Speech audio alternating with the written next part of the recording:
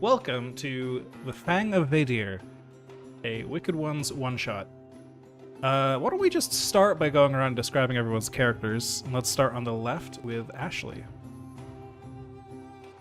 Sorry to put you on the spot. It's okay. This is Rig. He's as they might say, just a little guy. Rig is typically dressed in like darker clothes to just kind of not be in like up front and proud and out. And you'll most likely always see him tinkering with what looks like a very small catapult. Little handheld catapult, or he's playing with different tinctures and concoctions. Yeah. All right, very good. Oh, and he's a goblin. There we go. Yes, big goblin energy. I'll also note as we're sitting here, since I started up some music, I tried my best to balance the volumes of the music to about this, so I recommend setting your global volume controls based on that. Otherwise, future songs will not update, so I want to get those global settings changed. It's perfectly perfect for me. Oh my gosh. Perfect. That's good. Okay, let's go on to Sky's character.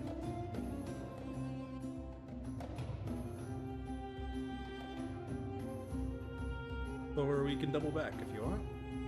I was muted. I'm dummy. I've got an orc named Zolag. He's very, very large, very, very buff. Big fangs, yellow eyes, likes to smash things, gets bored if he's not smashing things. Very smashy energy. Yeah, let's go over the character's dark impulses while we're here, why don't we? What was Ashley's character, Rig's dark impulse? Oh, Rig is deranged. You'll Alright, see very him good. talking to himself and kind of doing things you wouldn't expect. Right. And what is Zolag's dark impulse? Zolag's dark impulse is reckless. Ah, perfect. Okay. I feel like that's a good team. Yeah, so far so good. Deranged and reckless. There we go. How about Kieran? What's your character like? You may also be muted. Motherfucker. Is this Yummy Man?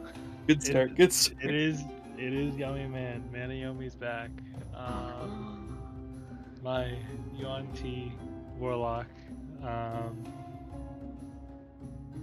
Yeah, he's constantly shrouded in shadow and walks around with a staff and dagger at his belt.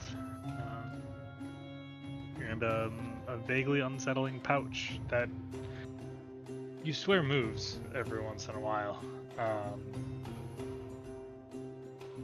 For his spells. And he is obsessed with this ritual that we're doing. I see. But, Okay. Makes sense. I imagine as probably the only like full spellcaster in the party, Maniomi's probably the one like really leading the charge on getting this ritual completed. I think that would make some sense. Probably. Yeah, can we go over everybody's I guess callings? Yes. Oh, yeah. Let's finish with Taylor first, real quick. Oh, sorry. Taylor, what's your character like? Tanoi is a toadish, ogreish sort of orc. He's bulbous, hairy, slimy, harrowed, snaggle-toothed, rot-nailed, flaking, scratching, staring, crouching, and all-around very handsome lad. He is the master of the pack, 5 hairy wolf toads. They're bloated, leathery, toothy, and floppy. Tanoi's dark impulse is cruel. He hunts the innocent and the terrified, living to revel in their fear as the pack catches up with them. He loves nothing more than to stab fresh-faced adventurers with his thorny spear when he corners them. And his revelry is occult. He knows very little of magic, but is utterly fascinated by it. What is his dark impulse, though? Oh, his dark impulse is cruel. I think okay, I cool. maybe mentioned? I don't know. Oh, you probably did. Okay. But yes, very good, very good. And yes, going over callings would make some sense. So let's start with Ashley again on Rig. I am a crafter. So the crafter specializes in like making. I mean, it's not like artificer levels because I think the The technology level of this setting is more like I think it said the book says like scuffed steampunk or something like that. Like it's you're making little like pseudoscience baubles and things that barely work and they're built with duct tape, but they work. So Yeah, I make little trinkets that you can use, and I make concoctions that I can launch at people. excellent. Yeah. How about Zolag? Zolag is a brute, so he does things like threatening violence and acquiring weapons, that sort of thing. Ah. And Manayomi. Manayomi is a warlock. So casting sorceries and magic and all sorts of shit. Yeah. And Ambitious mage is basically the tagline for this. which paths of sorcery does Manayomi have? I have chosen enchantment and necromancy. Very good. So, dealing with all things biological then, whether they're living or dead. I Excellent. will warp people to my will. And Tanoi. Tanoi is a hunter, hence the pack. Makes He sense. has great influence over them, being able to command them and urge them to herd prey around. He is excellent at discerning the weaknesses of his prey. All right. And we're all buddies, right? Yes. So Okay. part of you're all assumed to be buddies. That's correct. Well, it may or may not be tentative, but there might be some tensions between you. But yes, you are all, whether true allies or friends of just circumstance. That's up to you all. But you are all currently the leaders of a dungeon. Essentially, together you worked. You've gathered up minions together. You've built an underground dungeon. Adventurers have come and tried to raid your lair, only to be slain and their loot taken instead. You've raided the local towns together, maybe manipulated things as you've seen fit. But so yes, you've got some history with each other, I've assumed, and because of that, I'm starting you guys out as a tier 1 faction instead of a tier 0 faction, just for power scaling purposes. So we can assume that you guys have maybe a few years of history together already, just raiding and stuff. All right. So you're somewhat buddies, but again, you're all monstrous. You all have these dark impulses, and depending on your ambitions, there may or may not be a little bit of backstabbing here and there. That's up to you. But regardless of that, tonight you're here on one common goal. So the backstabbing probably won't help you in that goal too much. We all kill each other, Exactly. That's what keeps it interesting, keeps it spicy. You just gotta know it's possible. Exactly. And before we get too deep into the actual one-shot here, I think it would be good to go over a few rules here, just as a refresher, mostly for... I think everyone here has at least played a Forged in the Dark game at least once. There's some things that'll be familiar, but I think refreshing the rules is good, especially since Wicked Ones deviates a little bit. So, on your character sheet, you'll see a bunch of different action ratings, which you checked off during character creation, things like Tinker or Invoke. Whenever you roll one of those, which you'll get to choose which skill you want to roll, or the action rating you want to roll at any time, you roll a number of d6s equal to the dots you have put in that action rating, and then the highest d6 result is the one you take. You ignore all the others. If you have to roll an action that has no dots in it, you roll 2d6 and take the lower result instead of the higher result. A 1 through 3 is a failure. A 4 and a 5 is a mixed result, and a 6 is a true success. So you might hear that and say, wow, I have a 50% chance of failing on everything, and yes, you do, with a single die. With more dice, it gets a lot better. But even if you get a 4 or a 5 rather, and it's a mixed result, you still probably accomplish what you want. You just also have to pay something. There's some complication. So in reality, you actually have like a greater than 80% chance of actually getting what you want you do have a 50% chance of getting what you want. There's just a significant chance that things go wrong. You only get away completely free with what you want on a 6, So there's going to be a lot of compromises during this. Yeah, that's the basic part of it. There is no pushing yourself in the system. Instead, what they call it is going hard. And when you go hard, you trade position for effect, essentially. So if there's something that would be normally risky standard, this game calls it, I think, default, you can push it to essentially be a desperate action, or what this game calls a dire, deadly action, and increase the effect to like a strong effect. So maybe, say you're in combat, you go to swing your great axe with a smash or whatever, and you want to really push it and you want to really make this hurt if you get through. Then you could say, I leave myself open for a counterattack if I fail this. You're going hard, you're putting extra effort into it, but that also leaves you vulnerable. So you'll get extra effect if you succeed, but if you fail, or even if you get a mixed result, there's going to be extra consequences. So you can, at any time, make that trade to make your effects stronger, but the consequences deadlier. Just to clarify, does it go down one position, or does it go all the way to deadly? It goes down one position and up one effect. Okay. That's correct, yeah. The levels of position and effect are... there's like 0 effect, weak effect, default effect, and strong effect. And then for position, I believe there's deadly, dire, defaults, and...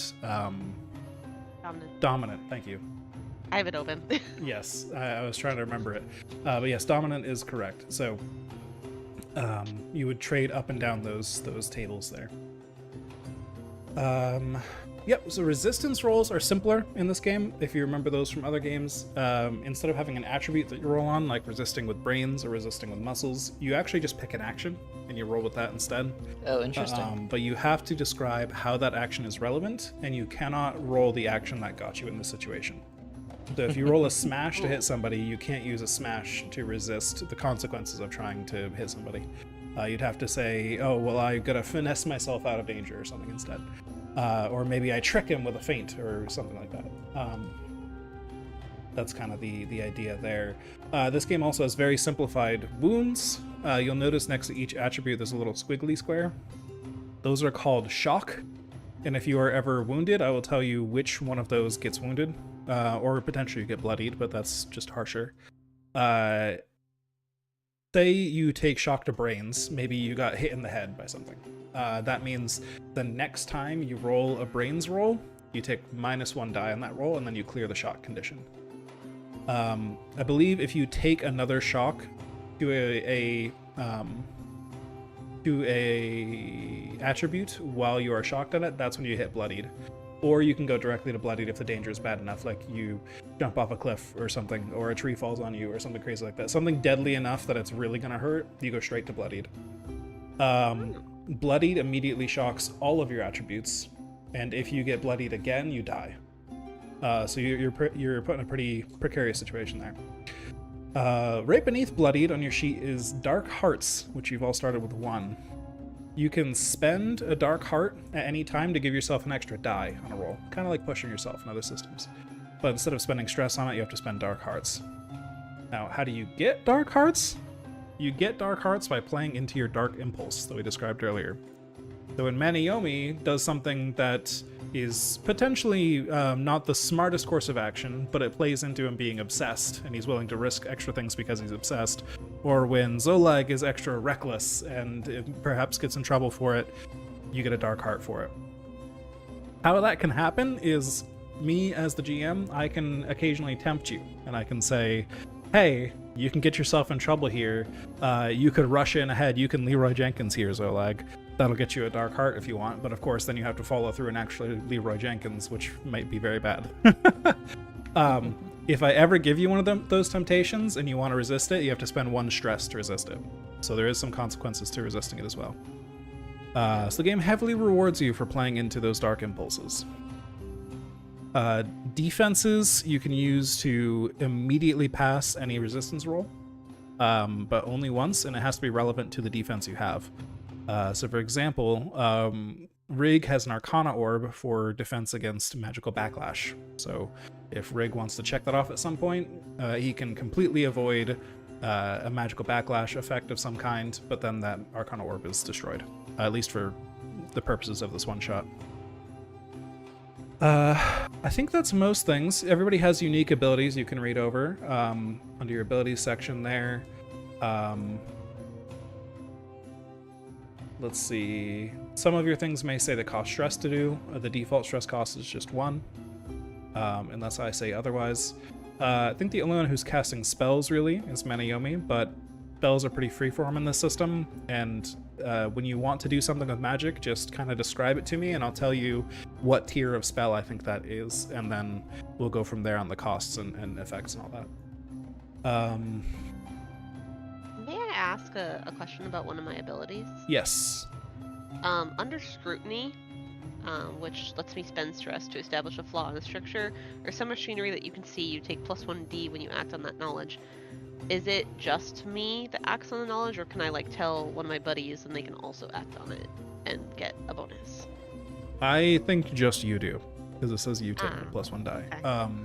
That's still very good though, because it's persistent, right? If you normally if you want to spend stress and get extra dice, it's pretty temporary, but that lasts a little bit longer. I think as far as narratively, if you establish a flaw and you tell that to your teammates, they might get something like increased effect. If they say, well, instead of just hitting the front door, I'm going to hit the hinges on the door or something like that, they'll probably get a bonus to effect, right? Because you've identified the mechanical flaw or whatever. Okay. But not an extra die necessarily. That's part of your feature. Thank you. No problem. Any other questions or anything I'm missing? Things people don't recognize in their character sheets or whatever? I think I'm good. All right. I think the only other things I can think of off the top of my head are flashbacks, of course. You've all got a specific kind of flashback you can make. Those all cost stress. So if you want to say, I was already here, I already placed a trap or whatever, that makes sense. You can assist other people, which will give them a plus effect on a roll, but not an extra die, just a plus effect. But it also means that you suffer the consequences they do when or if it goes wrong. Teaming up is a little different than in other systems. If you want to make a group roll, you choose somebody to lead. No, you don't choose somebody to lead. I apologize. Everybody rolls individually, and the single best result amongst the team counts for the whole team. However, anybody who rolls a mixed or a failed result takes stress. That can be a good way to spend some stress to use somebody's really good action roll. Say somebody in the party is really good at sneaking, you all want to sneak through, you can kind of borrow their sneak roll and pool all your sneak rolls together into one giant pool of like 96, and you'll probably sneak pretty well with like 96 or whatever at that point. But it does mean you're going to be spending some stress for that pretty large benefit. I think that's a pretty good overview though. If we come across anything else as we go, I'll try to remember it and bring it up. But I think that'll do it. So, let's get things in the mood here. You four are part of a group of evil monsters with a dungeon as your home. You are no simple imps. You have ambition. You've been raiding local towns, manipulating local factions, and getting revenge against those who've sought to bring you down. On occasion, you've uncovered forbidden knowledge. Manayomi, especially, it seems like, has been the one leading this, but it's brought you many benefits. The rest of you have gone along with it as well. And the more you find, the more you seek. Your dungeon has been driven deeper and deeper into the occult by this obsession. You've toiled recently to complete a ritual. One that, in the words of a dusty tome, will let the hidden moon be revealed so the divine gate may be thrown wide. But there's one missing piece. A fang of an ancient, legendary dragon, Veidir, Lord of Nocturnal Skies. You've traced this relic's location to the middle of nowhere? The location is deep within a nearby forest, far from civilization, and you have no idea what could be out there. Who knows? Who knows what you might find along the way. You prepare for a fight and general trouble. just in case. So now I get to the point where I, as the GM, get to roll the engagement roll. And here's where you all can argue for why the situation is better than I assume it is. You can establish some facts here. I assume you guys don't know anything. You're out in these woods. It's the middle of nowhere. You've never been here before, or at least not regularly. There's not really like a big map or anything. You just know this is a forest. So, having no idea what you're going up against, I assume this engagement roll is going to be pretty bad. Tanoi is at home in the forest. He hunts regularly with the pack. He is very in tune with the nasty sorts of nature. In this climate, in this biome at the very least, even if it's not his turf, he can provide a natural edge to the rest of the party, showing us the safest and the sneakiest ways to get around. We'll have a great vantage point for anything that might be living in this area, if nothing else. Alright, sounds good. I think that makes sense if Tanoi is giving you guys an edge here, but how about you give me an action roll of some kind for this, Tanoi? Like, perhaps How about scan, as he's scouting, essentially? So Tanoi has a bit of scouting in this area, yeah, so go ahead and give me that roll. And if this is successful, I'll give you an extra die on the engagement roll. Alright, is that going to be default by default? Yes, we'll say this is default, I think. That's pretty fair. This would be, I guess, an information gathering roll, normally. Oh, a critical. So I'll say you get a lot of information about this local area. So I'm going to give you 2 dice on your engagement roll for this, and I'll give you a little bit of information, which is why... the information that is why you are so well prepared is that you have found out in the middle of the woods a worn down shack, perhaps larger than a shack, a worn down building in the middle of the woods, in a very small clearing in the woods, seemingly in the middle of nowhere, far from anything.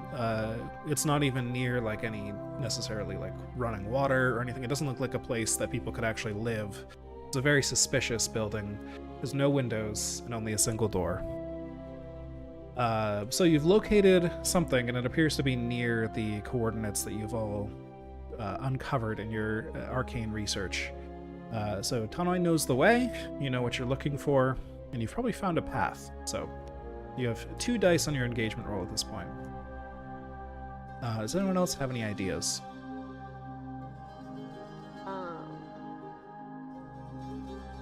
I guess, would Rig be able to like talk to Tanoi and like get a feel of if the door was locked or not, and then like maybe like work on like coming up with a contraption that could get the door open, if so? Sure. Yeah, Tanoi would probably find that the door is locked, yes.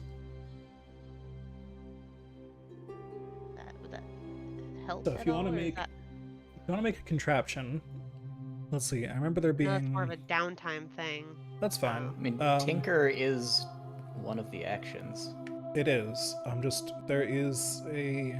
If we want to make a contraption, there is special. There we go. The laws of monster science. So you must explain the monster science behind what you're crafting or how you're crafting it, and then I will decide the tier of science that this is.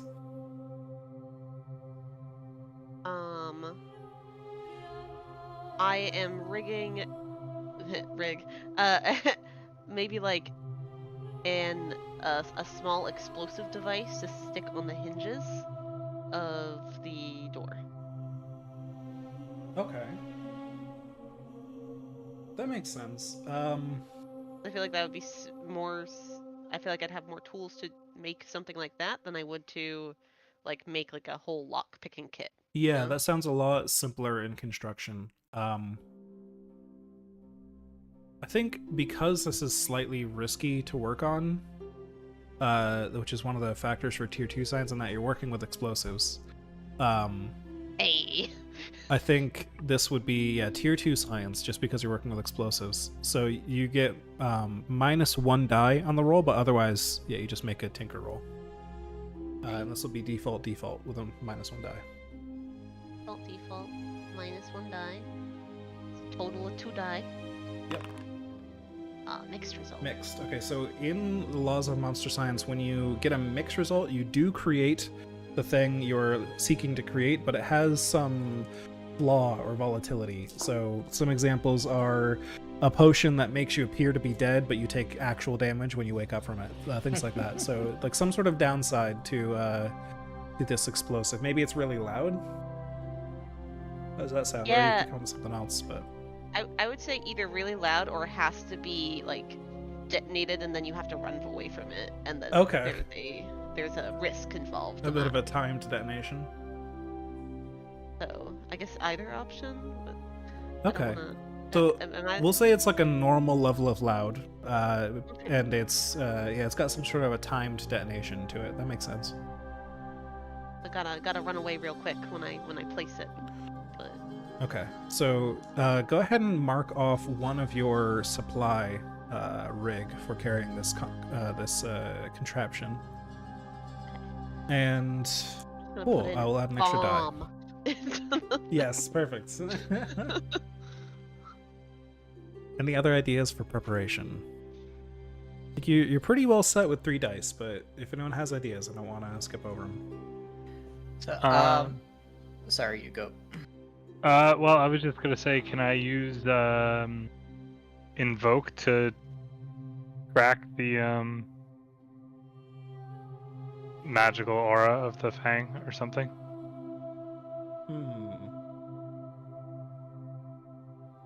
Sure. That sounds like it has opportunity to draw some unwanted attention. Yeah, I think that makes some sense.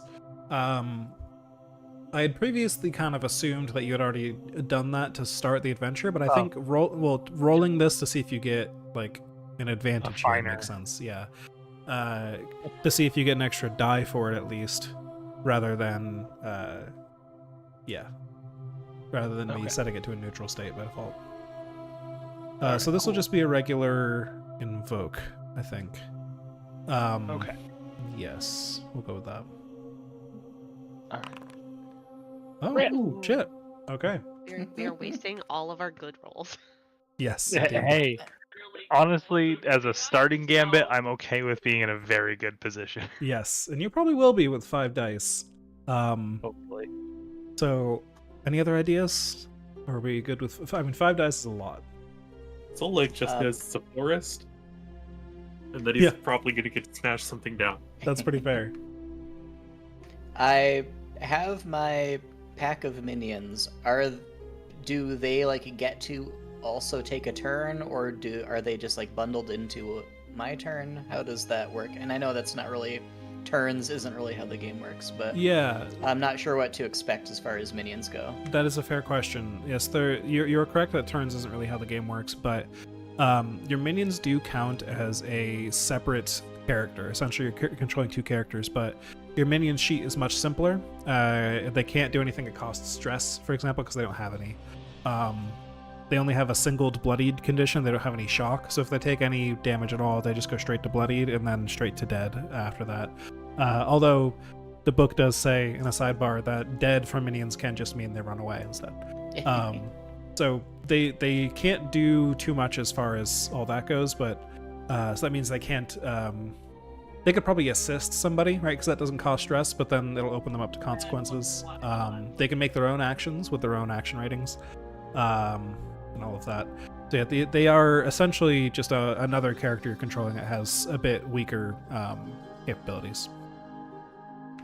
Okay, as we're doing all this, can I have them try to locate prey? That's a special trick that they have.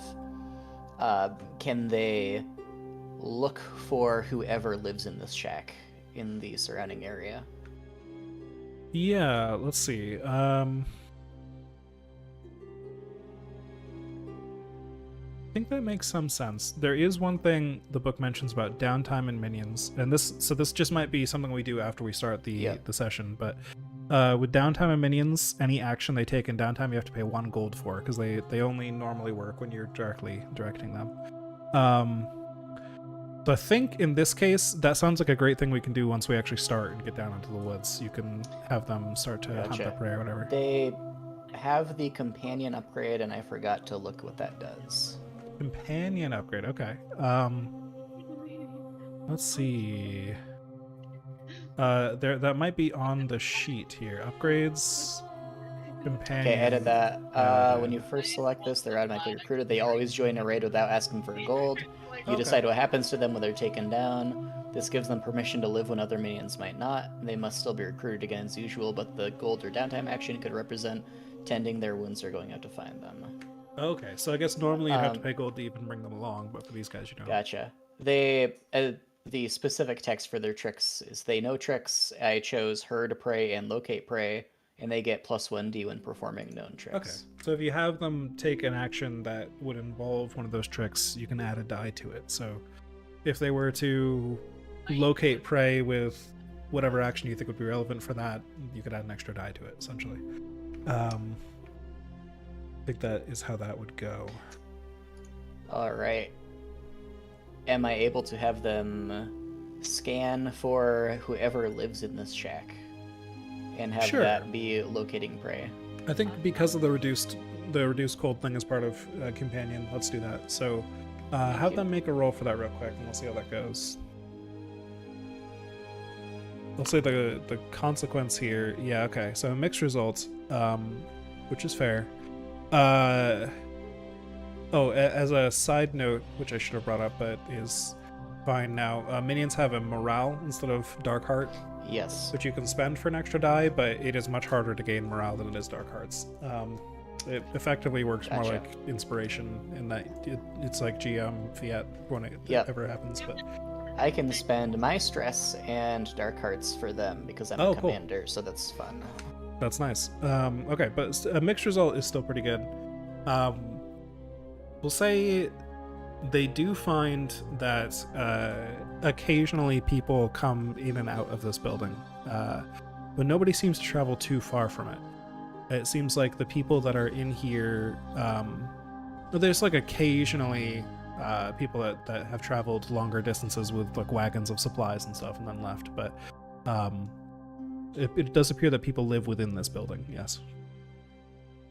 Despite the circumstances not being favorable for that. Interesting.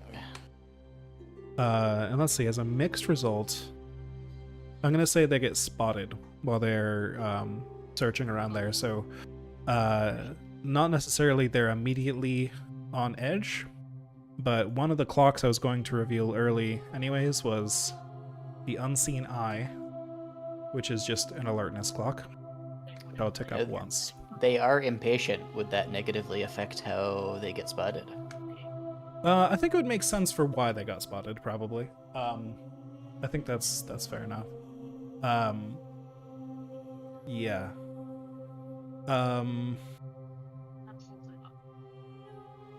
Yeah, I think that lines up. So we'll say that because they're impatient, they get spotted. That makes sense as the consequence. Cool. And, cool. You learned that extra piece of information. I've got a bunch of dice to roll. You ready to get to that? Yeah. All right. Fistful of d6s.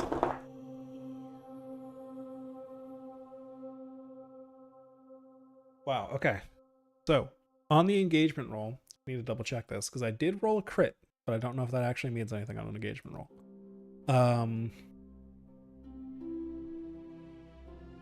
Critical. Yes. Critical is you start with the upper hand and also get a lucky turn of events. Okay. So, we'll say that right off the bat then.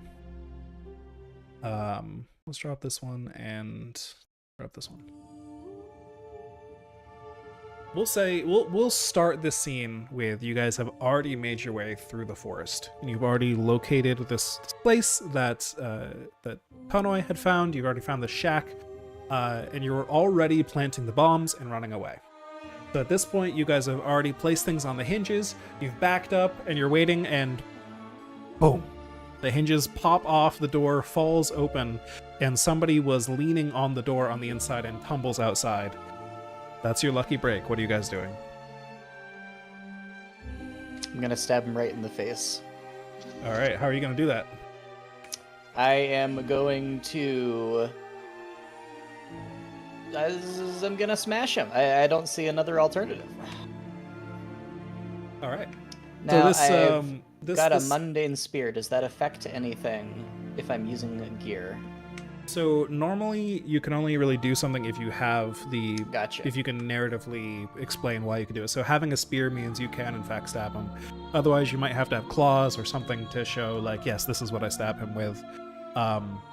If you have a piece of gear that has an extra effect on it, like an edge, that'll change things. But otherwise gear just essentially establishes in the narrative that you have this piece of gear.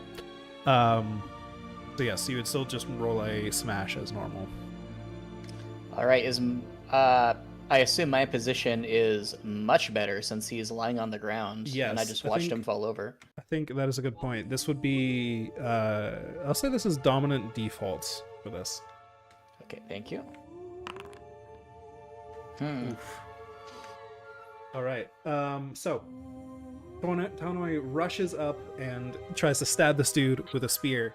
But and I'll describe this dude a little bit as well. He's wearing this dark purple robe and no armor, and he's got like a little tiny circlet on that looks like very cheaply made. Like it's not a fancy metal or anything, but it is made into some sort of pattern.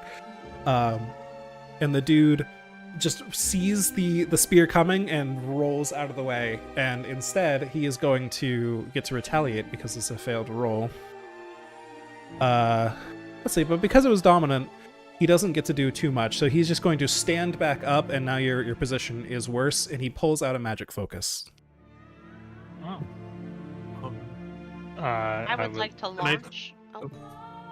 And I think we're already in drama, so I'll switch to the music again. There we go. Yes, who's acting? I would like to smash his focus, ideally. Okay, I'll say this is Oh. default. If you want to try and go for his focus specifically, I'm going to reduce that to default weak, I think, because it's going to be harder to actually manage to hit his focus directly. Okay, can I just hit his face then to make it so he can't Yes, use that it? would be default, yeah. If you just want to hit him, default. Alright. All right. So you run up at him with your, what do you have, an axe? Is that right? Sword. A sword. Okay, you run up at him with your sword. You're screaming your orc war cry as you charge at him, and he's just going to pull up the magic focus, and just an arc of fire will come out to get you. So you can resist this, otherwise it's probably going to give you some shock. I'll resist it. All right, which action would you like to resist with? Well, if I used smash for the attack, I can't use that. I'll use scan to see where the fire is going. Okay, I think that's fair. Alright, so on a mixed roll, I believe you take 1 stress. On a mixed roll, you partially negate and you take 2 stress. Okay. Yeah, fair enough. I'm gonna say, yeah, that's 2 stress, and we'll just fully negate it, because why not? You weren't in a terrible situation, so...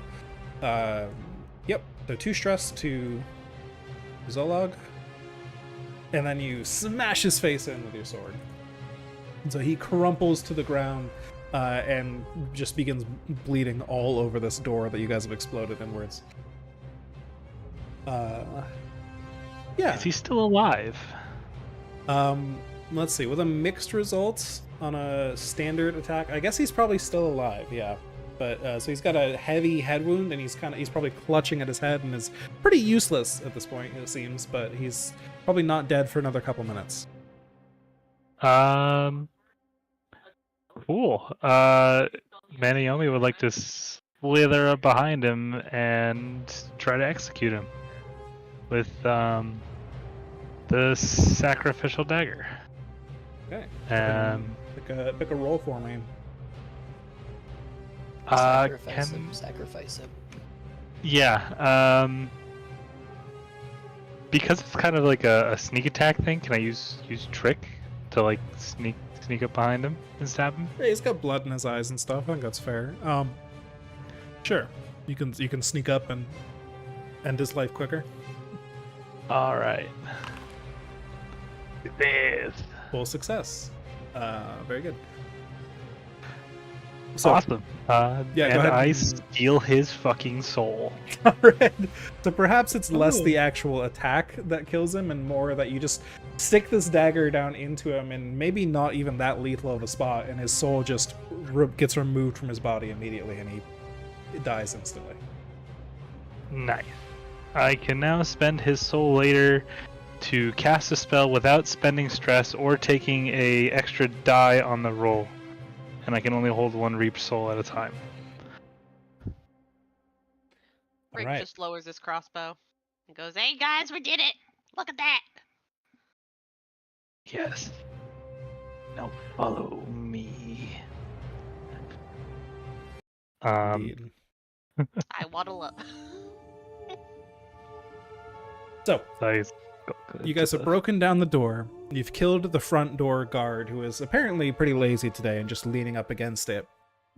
This human man couldn't be too much older than his late 20s, early 30s, who you've killed here. It's not very clean, not very well kept. Like, his hair seems to have grown out pretty long without him doing anything with it in a while. Seems like he's probably been out in the shack for a long time without really seeing civilization. He's wearing these filthy robes, now covered in blood, and he's got this little circlet on. And of course, he had that magic focus he pulled out from the robes as well. Inside, you can see there's a few things in the dark in there, and then there is a staircase leading down into the ground. I would like to, I guess, look around the room for anything that could be potentially useful moving forward. Okay. What kind of action roll would you like to do for that? Scan? All right. So are you scanning specifically the body or the room? Ooh. I think that guy would try to, like, loot the body and like, check out the body, yeah. Okay. I don't think there's much danger in this. That seems dominant and strong, I think. But there's still a chance that you don't really find anything or whatever. Like, let's see. Oh shit, I didn't. Yeah, so you quickly look through his possessions, and all you find is what I described. He's got that circlet, the robe, and the magic focus. Well, now that he's dead, can I use necromancy to figure out to ask him Are you who stealing else his is here? soul and his body? Apparently. Yeah, Uh, yeah. I believe the Rick's answer just is cheering yes. you on. He's like, yeah, So, do it! Let's see. The example from the book is, do. Because You if I can- can bring him back to get some info.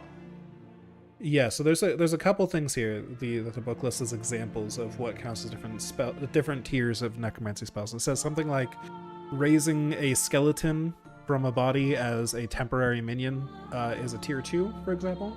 If you want to get information from a body, that's a tier 3. Which is still possible for you. It just means you have to spend a little stress, and it's a harder roll. You take two negative dice on a tier 3 roll. But I can spend his soul to not you can spend his take soul. any stress, and I get +1 die on the roll. That's true. Now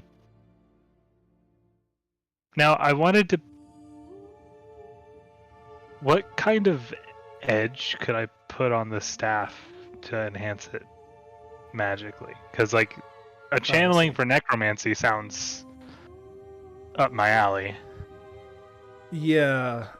So the edges are like small Like- bonuses for very specific circumstances. So if you want to identify like instead of just necromancy, saying like specifically for something like yes, getting answers, if that's what you want to establish, then you could say it's like a whispering staff or something like that. I don't know. Yeah, but you have to keep it fairly specific. Okay. But yes, that's then possible. I'll worry about that later. Okay. But then yeah, I'll do spend his soul and be able to take this it. will be a tier 3 necromancy spell. So minus Yep. 2 dice, but you're offsetting that by 1. And that would just be an invoke roll, I guess. By the spell rules. Now, invoke modifier minus 1 die. All right. Position and effect default. Yeah, I think default for this because you've got his soul. I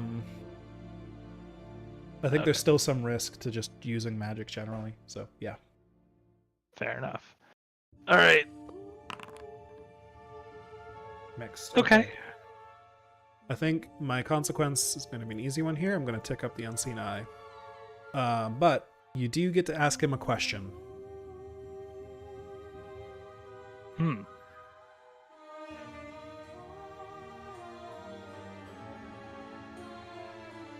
How many of you are there?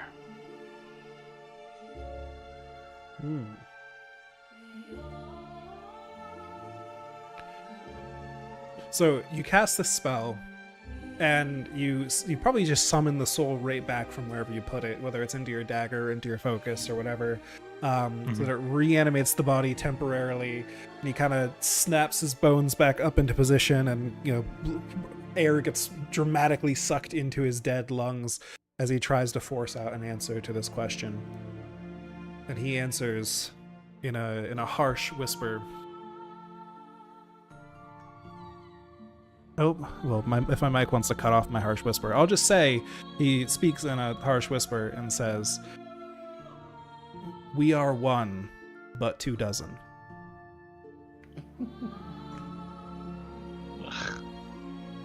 Okay. 2 dozen people.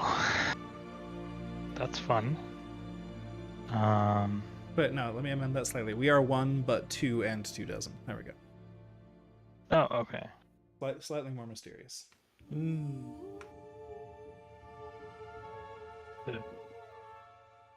Well, guess we'll get ready for a party.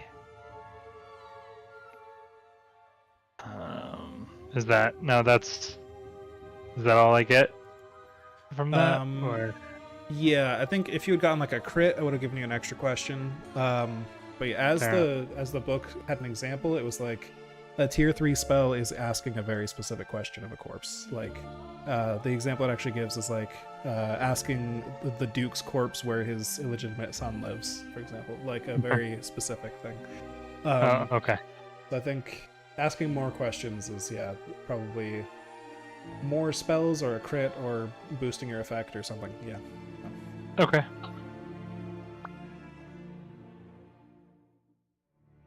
So yeah, you have that information now at least. Awesome. Now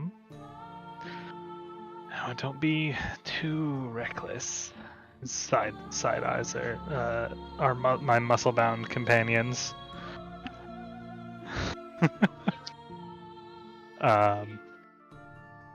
And then start skulking down the hallway, I guess. All right. So Unless anyone else inside this room, there is a table with a few candles on it, and what appears to be a map somebody was drawing recently with some lines on it, which something is being marked here. I'll say that Tonoi, especially since you got a crit earlier for scouting this region, you probably recognize a lot of what was drawn here. And the lines appear to be like routes that their wagons take in and out of this place, just delivering supplies and stuff. Doesn't seem to be anything more crazy significant than that. There are some crates around of just various supplies, whether it's large barrels of water and whiskey and other beverages, or just crates of rations and stuff. Mostly just things people need to live here, and a few nice things here and there, but I mean, maybe a very small crate of soap. It's not a priority for them, you know. And then, yes, the staircase leading down underground into the dark. Can you remind me for what reason we set out tonight specifically on this mission?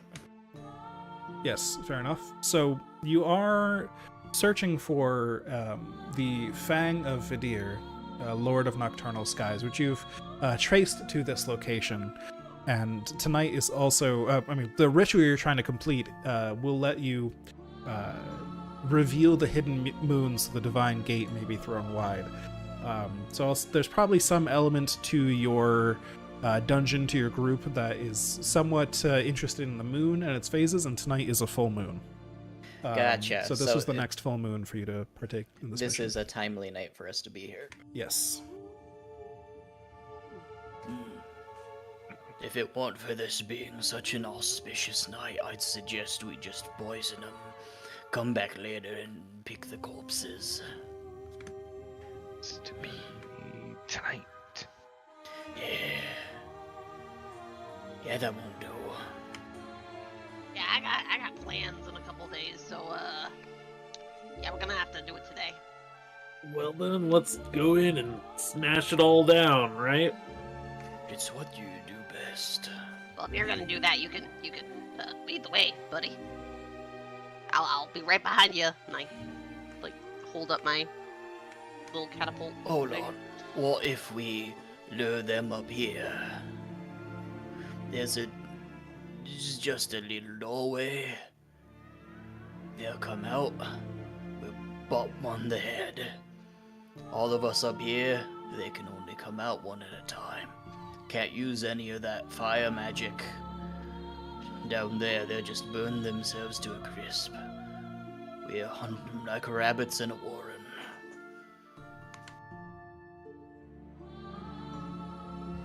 Look, we got all their supplies. You know that? We got all their supplies right up here. We can smoke them out if it comes to it. More will come. They Maybe have trade routes. tonight, though. Yeah, was that You're right. 2 and 2 dozen down there or just in general? I don't know. Probably the intention was in this facility. Did you stay you say in this that? facility? He looks kind of dumb to me. Don't know if you could read No, that. I'm not in one your for voice. magic, but I feel like you need to, fine print and everything. As you guys are having this conversation, Yeah. My eye just twitches a little. you're having this conversation. You see the flicker of torchlight down the stairs around a corner, and now you can, as the torch approaches it, you can kind of start to see down the hall a little bit. You see where that corner splits off. So they haven't reached the staircase in order to look up at you yet, and you hear shuffling of footsteps echoing through this stone and dirt tunnel, and you hear somebody calling out, "Denton! Denton, you haven't reported in! Denton! You taking a piss?" Somebody's walking up the corridor. I'm gonna lurk, and I'm gonna prepare to just stab him right in the throat as soon as his head pops up. Okay. If that works. Yeah, sure. Go ahead and give me a lurk. I think this is skulk. the skulk. Yes. Do all of you want to skulk? Or are you gonna? Sure. 'Cause we could do a group action here. I can certainly try to skulk. I got Actually, yeah, that's a good point. Zolag, can you? I'm going to tempt you to rush down the hallway to this guy with your dark impulsive reckless. So you can either spend a stress to resist that, or you can do it and get a dark heart. I'll spend the stress. Okay. Zolag resists. So for now, he's still approaching, but you don't have somebody charging in just yet. What are you guys doing? I want to skulk. Any other skulkers? We all skulking? I guess I'll skulk. I'll try my Okay, best to skulk. the Skulk and Bone Society? How's our position is it here? Default? Or... I think default, yeah. They don't know you guys are here. There's still a risk if they find you, obviously. All right, so... I jump you... behind the alcohol boxes or whatever. Indeed. I'm just a little guy, so, hit me well. Because a 6 was rolled in your group, you all fully succeed with no consequences. However, Tonoi and Zolog each take 1 stress. Okay. But you do manage to hide amongst the crates and stuff, or in other positions if that makes more sense for you. The wolf There's toads also maximum need to try to stress. skulk, don't they? They probably do, yes. But they can't... I think they can't partake in group actions so they don't have stress. Gotcha. Unless you spend stress for them, I guess. Otherwise, they'd be rolling on their own and would just have their own consequences. Yeah, they'll just have their own consequences. Okay, so I think their consequence is that they probably do get detected as these guys come up. Maybe they're trying to wriggle into some crates and the crates are still rocking around while the guys are coming up the staircase. So this guy keeps walking up the tunnel like, Denton! A real long piss! Kind of sets the torch into the wall as he climbs up of the steps, kind of lifting his robe up a little bit so he can walk up the steps easier. And he sees the toads in the crates wriggling around. He's like, how'd they get here? And he starts to pull out a magic focus as well. But because the rest of you succeeded, he is alert, but he is not alert to you guys yet. That's your current situation. Yeah, I think that makes the most sense. Am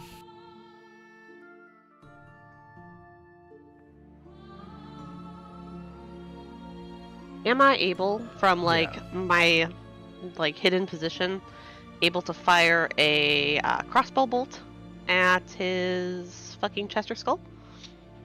Sure. I'll take it there. Yeah, so I think much like the other guy, I mean, yeah, you could probably take him down pretty easily here, especially because of your hidden position here. So I'll give you dominant default. I think. All right. Yeah. Because if you get a crit, you'll probably take him out in a single shot. Or you could try to trade some position here and try to take him out in a single shot regardless, but that's up to you. Do the dominant default. I'm gonna roll finesse. Okay, that works. Because one, I think this is more of a finesse weapon of taking aim, and also it's probably a homemade crossbow, Yes. given this fan. So, ah, All right. right in the eye. So not a crit, that's a full success. So the full success, you do hit him and there's no consequences for it. So he's raising up the arcane focus and ready to attack back at whoever strikes him. But because you are in cover, you're hidden, you pop up, fire this crossbow bolt and duck back down again. He's distracted by the toads. This crossbow bolt just sinks into his shoulder, like just beneath the collarbone probably. And he just grabs it with one hand and falls to his knees. And the magic focus kind of clatters to the floor in front of him. And he's clearly in a bad situation now, but he's not dead yet. Hell yeah.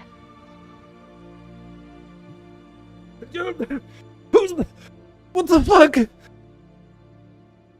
He starts to scramble to pick up his magic focus. What are you guys doing? And I cast a spell to compel him to start leading us towards the Fang. Okay, this require. I'm gonna look at the sheet again to see exactly what level, because it seems like a pretty strong spell. Probably. Yeah. For enchantment. Let's see.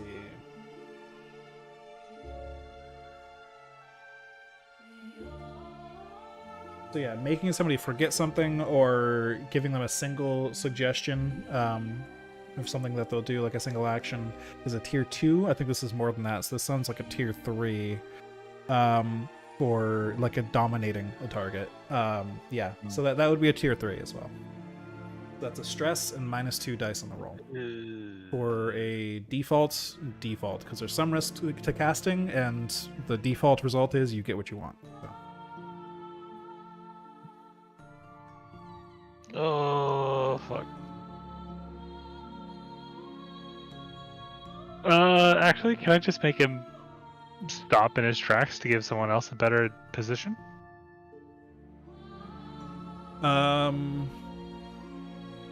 Yeah, I think that makes sense. So, let's see, stop in his tracks, just like freeze him up.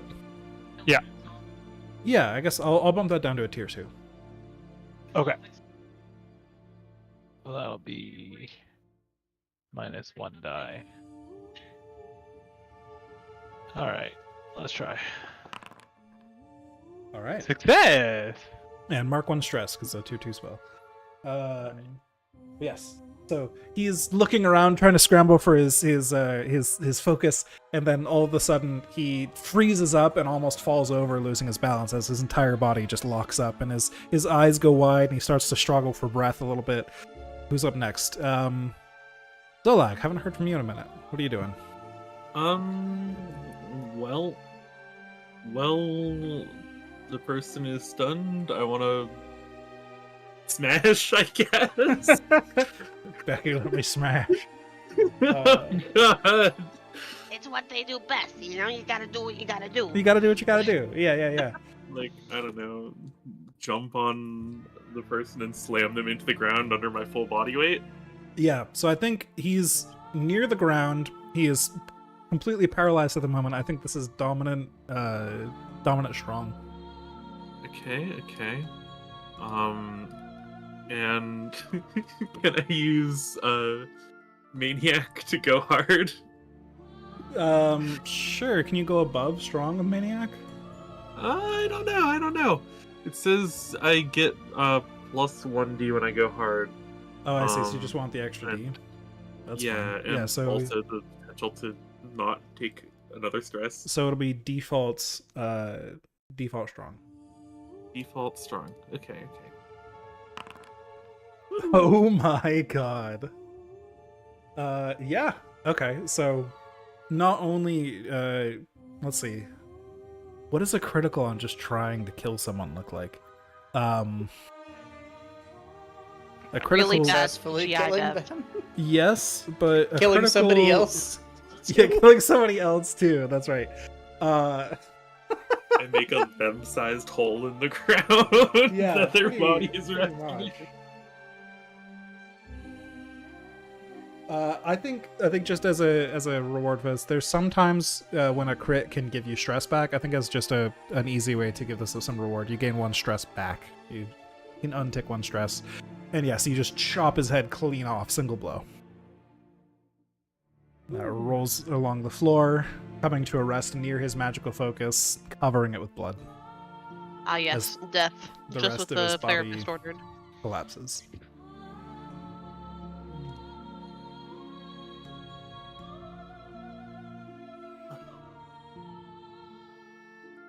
Well, that went well, I think. 1 down, 2 down. There's a few more down there. How are we gonna take care of them? Tanoi, Do we hear anybody else coming? Yes. before we get to that, I'm going to tempt your dark impulse here to suggest that you just start spilling some of this guy's blood into their rations to ruin them as a cruel action. Completely Can I needless. spill into their drinking water? Yes, you could do that instead. I will happily do that. Alright, so Tanoi starts spending some time just gonna filling their chuckle a drinking water little with bit. blood. And you get 1 dark heart. What are the rest of you doing?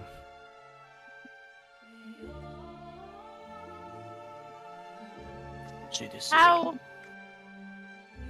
big are my friends compared to the guys that we killed that have, outfits we can steal? I picture Zolag as pretty large. Maniomi, I would say you're probably just like standard humanoid size. Yeah, maybe larger. What are your thoughts on that? I wasn't sure how to picture that, actually. I was thinking standard humanoid. Okay, so standard humanoid size for Maniomi. You could probably find something that fits him. Uh, Tanoi is not human size. He is very pot-bellied and very bulbous-shouldered. fair enough. Okay, and then just a I'm little just a little guy guy. rig probably won't find something small enough. But I mean, they're robes. You could just be kind of buried in them a little bit. But yeah, covered in blood now. But yes. Freaking our way in's not an option. See, what I think we should do. We get them run up here, and we pour their bloody water all over the stairs. They'll be slipping and sliding and You're covered already in their mates' pouring the blood everywhere. What do you mean? Yeah, it'll be down the stairs. They'll be tripping in it. They'll be slipping in it. It'll be all they can smell. They'll be very scared. buddy, I don't wanna rain on your parade or anything, but blood is definitely more sticky than it is slippery. Yes, but I just put it in the water, so we'll pour the water down. It's a big old barrel. It's a load of blood water here. I think we should just, go down there, let Zolag do their thing, and, we just, support from behind and whatnot. Then we're going into their territory. They know what's down there and we don't. We should call them up here. But if they all come up here without the Fang, we still gotta go down in their territory, buddy. Yes, but we'll have killed them first instead of being in the middle of all of them.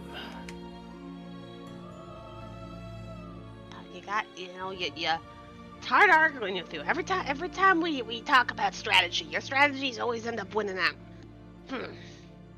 All right, we'll do the bloody waterfall idea. Plus, Maniomi. Yeah. I will tempt your dark impulse here because you are obsessed. You probably don't want to wait. So that's your temptation. You can either spend a stress to resist it and go along with this plan, or you can strongly advocate for not having the time for this and get a dark heart instead.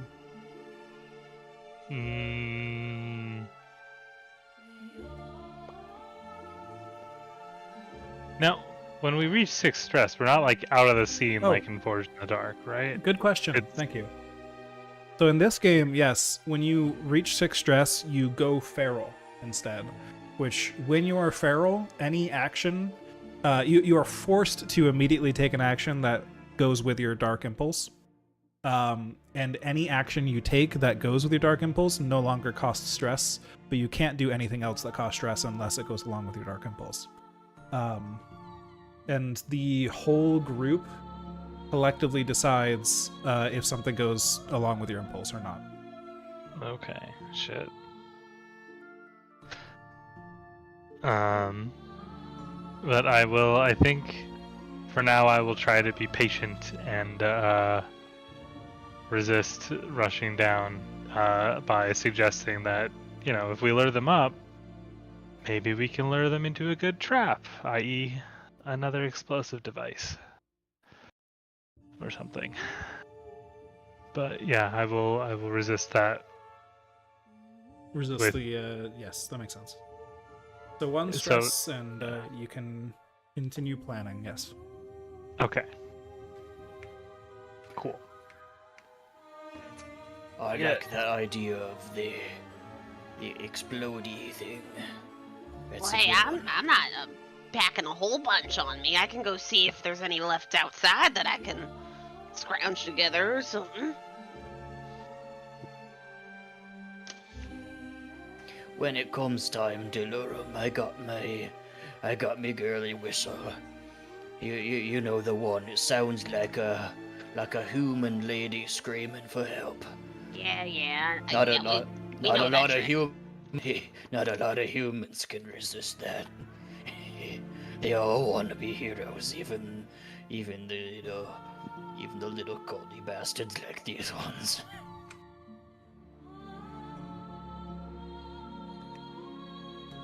Their souls will be put to good use in the end.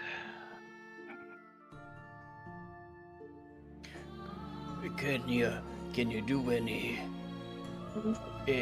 magic or inventy stuff with these magic-y things that they're holding? This one shot the fire out of that one, right? Can you make it do that again? Oh, I can look at it for sure. As a bit of a world building thing here, technically anybody can activate a magic focus to do tier 1 spells only. You need to have a special feature to do Gotcha. higher ones, and you need a focus to cast magic, but these are evocation focuses. If anyone wants to just pick one up and start using it, you potentially could, but it would be an invoke roll for tier 1 spells only. Am I able to fuck with it with like some tools in my like very jingly backpack that I probably have, and like make like an auto like Make some monster science? yeah monster science. Make some scuffed steampunk? You probably could. A I think that rotary would magic be focus. slightly more downtime-y. Like, you could take these back to yeah. the dungeon and make something like that as downtime. There's a whole system in this game for, like, we could mark down, picked up a bunch of focuses, and then later on we could actually do a dice roll based on how many things like that you picked up and see the resources you get and stuff like that. But, yeah. So I think that would be more of a back at the lab kind of situation. But anybody could just pick one up and start using it if you want now to just cast some fire or whatever. The toads could cast fire now, I guess, if you just have them hold on to them. They've got a 1 die invoke, right? Fire They toads. do. I'll drape a focus over, unless 2 other people in our party are gonna take them. I'll drape a focus over the alpha's neck. He gets to be the spellcaster. Now, Excellent. what are the examples for like tier 1 evocation? Tier 1 evocation. Good question. Oh, I'm sorry. This is pyromancy. My mistake. I was thinking D&D terms. Evocation is for summoning. Pyromancy is, yes, casting fire. Okay. So tier 1 pyromancy are like causing fires to suddenly flare up as a distraction, causing flames to ripple along a blade, temporarily granting it potency, a blast of flame as an attack, that kind of thing. Okay, cool. Because I can, with Grand Sorcery, you can cast from any sorcery path with only a single magic focus. Yes, so you could. Oh, that's cool. So you could technically cast any type of spell at tier 1 then with your single focus. That's pretty sick. So you could do like summonings, you could do illusions, all sorts of shit. Okay. You can move things with your mind, but it'll be much weaker than your actual specializations. Right. Awesome. That is Cool. good to know, though.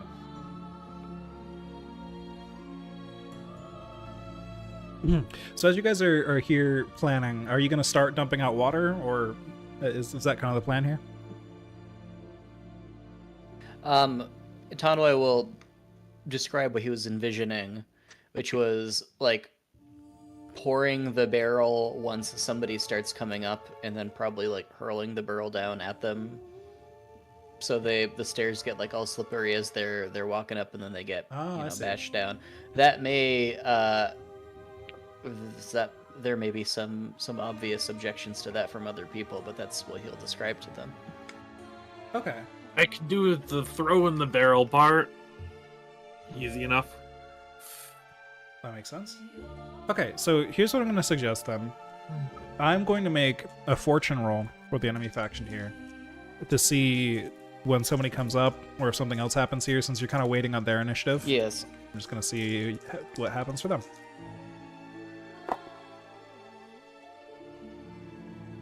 All right. So they rolled a full success on 3 dice. Whew. Unfortunately for you guys. So. You're sitting here waiting for somebody to come walking up the tunnel, when all of a sudden you hear the clopping of horse hooves outside, and the rotating of wagon wheels, the squeaking of wagon wheels, and the rattling of crates. It appears one of their supply wagons is approaching.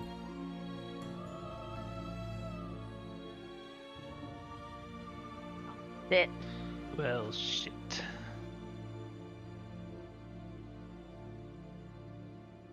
I'm gonna say that's all they get so far. They're just approaching, and you guys have the initiative back. It's not like they've discovered the bodies yet or anything. But what are you guys doing? I want to skulk outside and hide in the bushes outside. I have my camouflaged cloak, which is just perfectly suited for this kind of thing. My intention is to stab the last one in the back when he comes in the door. There is no door. I blew it up. The doorway. True. And there are bodies outside and inside currently, so they might be on alert. But that makes sense to hide at least. Is everyone skulking then, or are you just gonna let Tanoi take the initiative here and wait inside?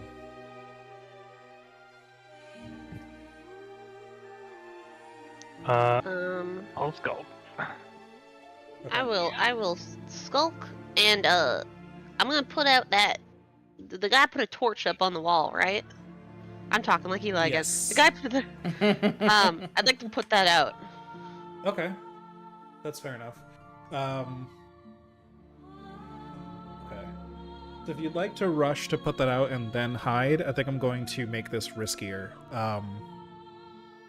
Or rather, less effect. Yes, that's the word for it. The less effect, which you could push to make stronger by increasing your risk and like really rushing, but that's fine. It can all be part of this roll. If you're doing a group roll anyways, the chances of you succeeding are a lot lower, but yeah. Could The I chances of you failing are a lot lower, jeez. could I reason that I could grab a thing, like grab some water and use it in my concoction launcher to like launch it, It's bloody water. bloody water at the fire? In your I think that would still just be part of the same action, because your launcher's edge is that it helps you push things away from you, right? Yeah. So it doesn't really necessarily add an extra die or anything in this circumstance. But with monster science, if I use my contraption and I go hard, I get a +1. That's true. So if you skulk using that and you're going hard to increase this all, then yes, that would give you a +1. Then it would become default dire, and you would have a +1 on that roll. Default weak? Or Default. Oh, sorry. Default effects dire. Is it dire or deadly? I think it's dire, right? fire? Dire. Yeah, dire risk. Oh Dire shit. position. That's what going Alright. hard does. Oh. And But the anyone can add extra dice, an extra dark heart if they want as well. But there are also dark bargains in this if anyone needs extra dice at any time. But of course, that it causes consequences. But it sounds like 3 people are skulking, and Zolag just wants to wait inside for now. But Yeah. Okay, so group Aw. skulk roll. Great. So I have an edge for my cloak. What does that do for my skulking roll? Let's see. So on your sheet, your Yes, I am. It's camouflaged, and I'm trying to make use of that as I hide in the bushes, the trees, Yes. the vegetation. I think an extra die in this case. Okay, thank you.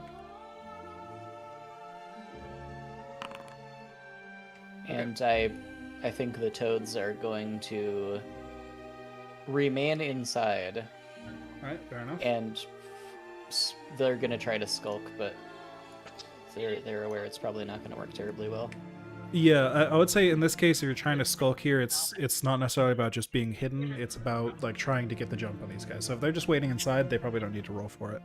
Okay. Much like Zolag is. So, okay. So the 3 of you got a full success thanks to Manayami's 6, but Rig and Tanoi both take 1 stress. And yeah, you guys see this wagon. There are 2 people seated at the front of the wagon driving the horses. There's a bunch of crates in the back. Yeah. The crates are like tied down by a tarp over top. And you guys managed to get the jump on them. How does that play out, knowing it's a full success without consequences? What are you all doing to actually attack them here? I would launch something to scare the horses, to make the horses start running. Okay. Um, Launch like a firecracker or something. Just Yeah. Pop. Yeah. I want to give an edge to my allies by jumping out behind the wagon and blowing my screaming woman whistle. Okay, so that leaves Manayomi as the one actually getting the final effect here. So what are you doing, Manayomi? As chaos ensues, the two guards are distracted as they're looking around for the scream. The horses are panicking and starting to take the wagon off. The guards on the back start to lose their balance, and you have the initiative here, Manayomi. Oh, fucking shit. You're welcome. Thanks. I guess I will invoke magic to blast someone in the face with some fire magic. Whoever's running, up on the cart. Okay, so there's two guys on the cart. We'll say you can get one of them with some fire magic like that, and the other one we'll see what happens to him in a second. But you shoot some fire magic up at him, popping out of a bush as you do so. And one of the two guys, since you got a full success, also he just turns to ash, and like his equipment falls into the seat of the thing. Ash starts to float along the back of the wagon, and the other guy in the seat just like, what the fuck?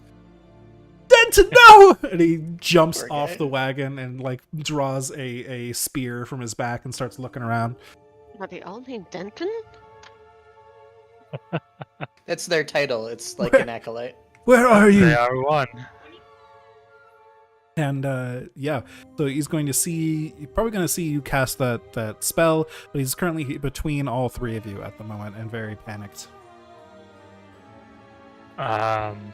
He Then appears to be reaching for something inside his cloak at the moment. I will tell him, command him to kneel with enchantment. Okay, commanding him to kneel. Believe That sounds like a tier 1, I think. Oh, okay. I think just giving him a... Let's see. No, that does sound like a tier 2, doesn't it? Yeah, let's call it a tier 2. Yep. All right. So -1 die. Take 1 stress. That's fine. Mixed, okay. 5. So as you begin casting the spell, he does finish what he started. He pulls out a what appears to be like a bell from his cloak and starts to ring it, but you don't hear a sound. And as he rings it a couple times and says, "Help! Help!" And then you force him to kneel. He drops the bell, gets in a perfect kneeling position on the ground before you, and is locked up. And as he has rung that bell, the unseen eye ticks up 1. Hmm.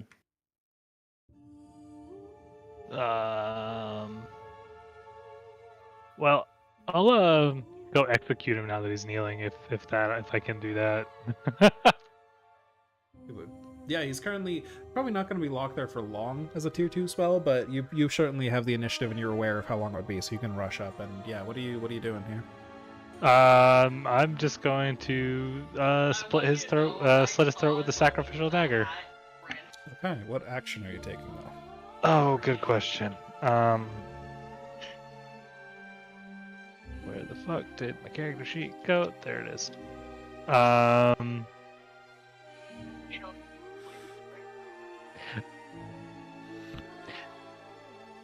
As he's kneeling Actually, there. Sorry, go ahead. Can I use invoke to just use telekinesis to stab him through the face with the sacrificial dagger? Let's see. Or is that too much? Because I have force mastery, and I don't know what. I think that's Tier fair as a 1. tier 1. Yeah, you're essentially just making an attack with it, which is generally a tier 1. Awesome. Yeah, the limitation on force master is you can only move non-living things, so a dagger is fine. Yep, okay. Sweet. Okay, so as you pull back the dagger, he is going to say, he's kneeling, but he's not frozen or anything, so he's gonna be begging for his life. He's gonna say, please, no, I can give you information. I can tell you about the Fang, and you begin to throw the dagger towards him. And I am going to tempt you here, Manayomi. He's trying to give you information about your obsession. So he is tempting you to stop the dagger. You can either spend a stress to resist that, or you can you can stop the dagger and gain a dark heart and try to interrogate him. I'll stop the dagger for the dark heart and interrogate him. I'll just make the dagger stop at his throat, drawing a little bit of blood. Oh, okay, we can talk. Yeah, we can talk. I'm Denton. Who are you? Where's the Fang? As I'll inch it deeper with a. Oh God. I guess that's a threaten. Yes, I think a threaten makes a lot of sense here. This would be Denton because dominant. it's like teeth. I think this is dominant strong. You got him. He's Denton. Woo. Oh no. Okay, so dominant strong. Let's see. He's just gonna tell you, it's below ground. Oh shit, Sherlock. No real consequence for feeling a dominant strong, but nothing useful. Well, if you're not going to be useful, then no, please. What do you mean? I don't understand. It's literally like, what's going on here, man? You killed Denton. Apparently, I'm going You to are kill another Denton. Denton. Like, How many Dentons is it gonna take, man? Tanoi is getting really apparently- angry that we're not reveling in spilling his blood, so he's gonna just butcher one of the horses. 20 and 2 or something like that? Whatever your the horses, man. other friend said after I killed him. Meets me. You're already at max dark cards, right, Tonoi? Otherwise, I am, yes. Okay, but good to know. Yeah, What'd you say, Maniomi? Sorry. I'm basically quoting back the number that I got from the other guy. That's how many I'll go through. One, but 20. But one and but 2 dozen and 2. Yes. Yes, there we go. Yeah, that sounds about right. But why, man? I'm the nice say coming out of cover. Oh, you'll find out soon. God. Or He maybe starts you just- won't. He starts praying something under his breath and like clutching his fists tightly. This weakling. And then I'll kill him too. Fuck it. All right, I think at this point there's not much chance of him getting out of this, so I'll just give you that kill. You got the dagger at his throat already. Yeah. So I guess that's a soul, right? Yep. Well, that's yes. All right. In the meantime, Dolok, Could be more useful in death. you've been inside with the wolf toads, and while your friends are outside dealing with the coming threat of this new wagon of guards, you see another torch coming up the way. Several sets of footsteps.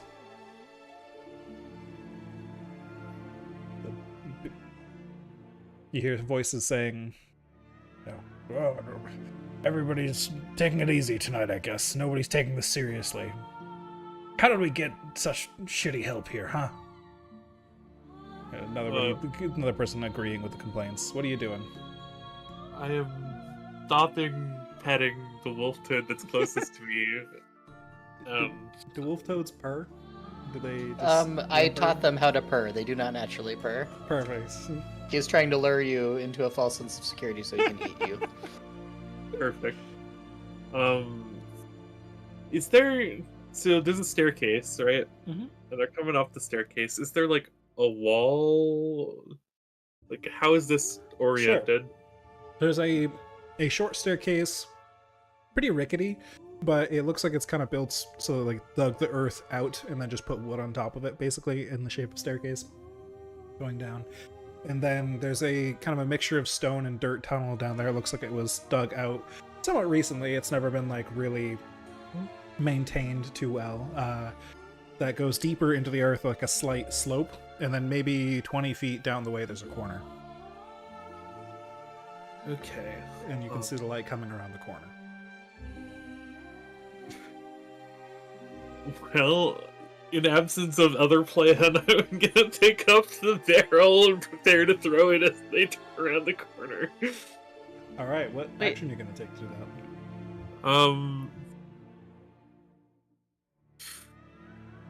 I assume like a full barrel full of water is really heavy, so I guess I'd have to use my rage ability.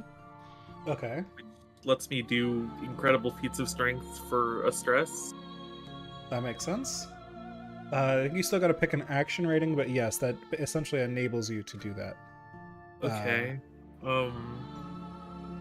Well, Smash says powerfully, so I'm gonna go with that. Yeah, that works for me. Okay, so you use your smash to, and you rage. You throw this barrel down the way right as they round the corner. So go ahead and make me that action roll. Would you like a dark bargain? I'm interested in hearing about it.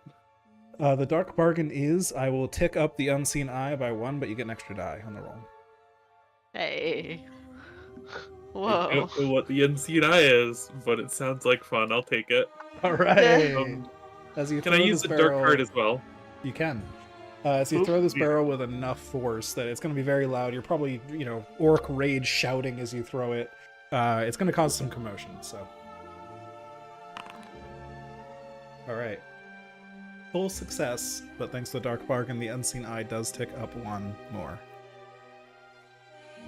So you throw this barrel down the hall just as these two guys round the corner. Again, wearing the same kind of shitty dark purple robes and the little circlets on their heads.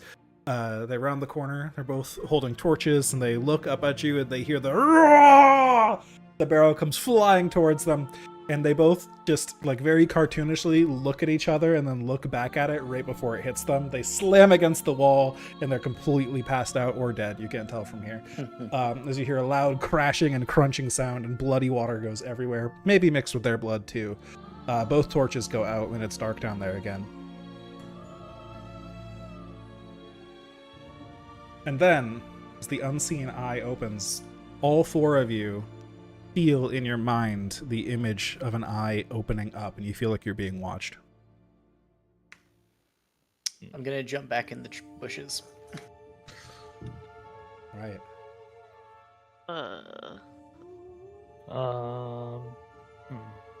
Panicked, I run back inside the house.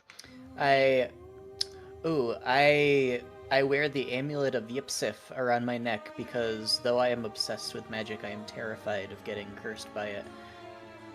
Can I raise my amulet to the moon, which I am sure must be the vein of magic that's being used to watch me and force it to look away from me? Can I use a defense with my amulet? I know that's not how defenses work, is it? No, I think that makes sense. So you can essentially a consequence happens, and you can use a defense to automatically resist it without paying stress, essentially. I'd like to do that. So against the curse, you may do that, yes. So Tanoi is protected from the curse. I think my Shadow Shroud would do much the same. All right. Switch So up I the will music here. pick that off as well. Does my amulet like fade? Does it explode? Does anything happen that lets me know that it did in fact do what I wanted I think it to do? a very simple drawing of an eye gets etched onto it with like a burning energy. Ooh, very cool. I do not like that, and I throw it as far away from me as I can. Sounds good. I assume my orb would not work, so I'm just panicked. Yeah, this wouldn't really be. I mean, I'd let you do it if you want to also avoid that. You can Now, spend your let's see defense. what happens. All right, so if you use that, you consume the defense and or whatever. Or are you saying you see what the curse does? Yeah, see what the curse does. Okay, fair enough. Okay.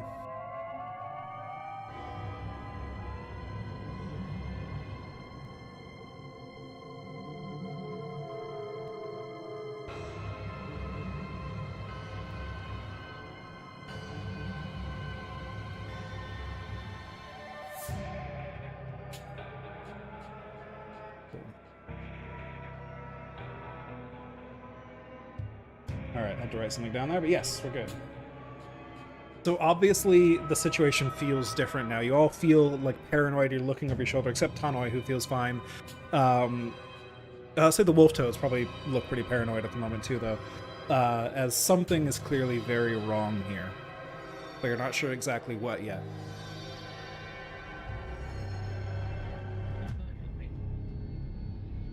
So what are you guys doing? Tanoi's just going to wait. There's some danger. He's not going to be the first one to move in the situation. He's going to let one of the big ol' other people do something, and then he'll see what happens to them. All right. I think actually, as well, since I just thought of it, Rig, because you had an option to avoid the curse, but you did not, I think that fits with your deranged impulse, so go ahead and take a dark heart for that. Oh. Like maybe I was about to hold it up and I was like, wait a second. Like, dark magic's interesting. Alright, I gotta use some of these dark hearts. Yes. They can be consumed for a +1 on any roll. Alright. Let's see. I'm gonna say I'll tempt Zolag, especially since you're down there already and now you're sort of panicked a little bit. Your dark impulse is telling you to run down this corridor and see what you can see. Fuck it, we ball. Let's do it. Alright, so you can take a dark heart for that if you're not already maxed. And Zolag just, after throwing the barrel, just starts charging down the hall. You get to the corner, and you can see it turns again to the right very sharply, like within 10 feet. And when you go down that again, you look, and it turns to the right again very sharply within 10 feet. But does not intersect with the path again. Oh, I hate that. But I guess I'm gonna run in a circle because Zolag isn't very smart.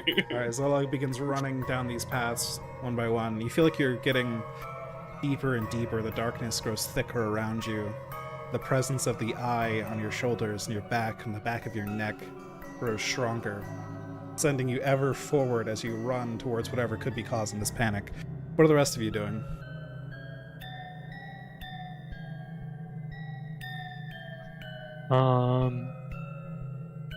Skulking after them, because that's my designated meat shield.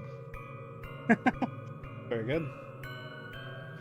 The hairy wolf toads are impatient, so I think that they would eagerly run down afterward rather than waiting for being told what they're supposed to do. Alright, just probably following right along with Zolag. Yeah. Okay. They do be pack beasties. That makes sense. They recognize Zolag as the big alpha that can throw barrels. Yeah. Alright, so is everybody just following along then? Pretty much at this point? Tanoi will go back inside if it doesn't seem like there's other people outside. Yeah, I think everybody... Well, I guess... Maniyomi already went in down the stairs. I guess I didn't ask what Rig has done yet. I think Rig was waiting for Tawny to come inside. And then once so he you're sees him both like waiting for step each other, foot in, and so neither yeah. of you go in. But you both see Maniyomi go in. So do you go in when you see Maniyomi go in? Oh no, I mean like I wait for it to see Tawny go like come into the building and then I go in. Like point, let's go. And Oh, I see. Like you run If up we and see each point. other, we'll Okay. sign language and go in. Yes, that makes sense. So I'll assume then that the rest of you are a little bit slower, but so Zolag will be a little bit faster to seeing what's next, and then the rest of you will come to the scene a little bit later. You guys make your way down the staircase into this ever-darkening, twisting corridor that Zolag, now that you've gotten a little deeper, now it makes left turns, it makes right turns. There's staircases that go up so high you would have been out into the open again, then down deeper, and then left again, then right again. There are places where you find like an intersection and you don't know a direction to go. You just pick one. And then you find that same intersection again. It looks very familiar, so you just pick a different direction. And you just are going down this ever-deepening maze that makes no sense in the darkness. Until you come upon a room lit with torches. Finally, a break against the darkness. You see beds scattered around here, but no bodies. No one is remaining in this room. You see scattered remains of food that has been eaten recently. You see, I think that's what you see for now. If you want to find like super detailed information about the room, besides the basics, you can give me an action roll for it, or you can just continue running down the hall. But this just appears to be where everybody has stayed recently. I'd like to scan around the room for nasty surprises that might have been left in case anybody pokes their nose where they don't belong in this room. So Zolag is there first, but if Zolag passes on ahead, then Tonoi can do that afterwards. Gotcha. What is we Zolag were all doing? in an open clearing. Yeah, everybody was kind of being hesitant, and Maniomi even said he wanted to sneak, and Zolag is literally sprinting. So Zolag is Yeah, that far makes ahead. sense. Send it. Makes more sense, yeah. Zolag is like panic, rage, like a trapped wild beast, just running down these halls. Like, surely if I keep going deeper, I'll find whatever's looking at me. So what are you doing, Zolag? I don't see anything that could be looking at me in this room. No, you do not. Unless that leftover fish that still has an eyeball on it is the culprit.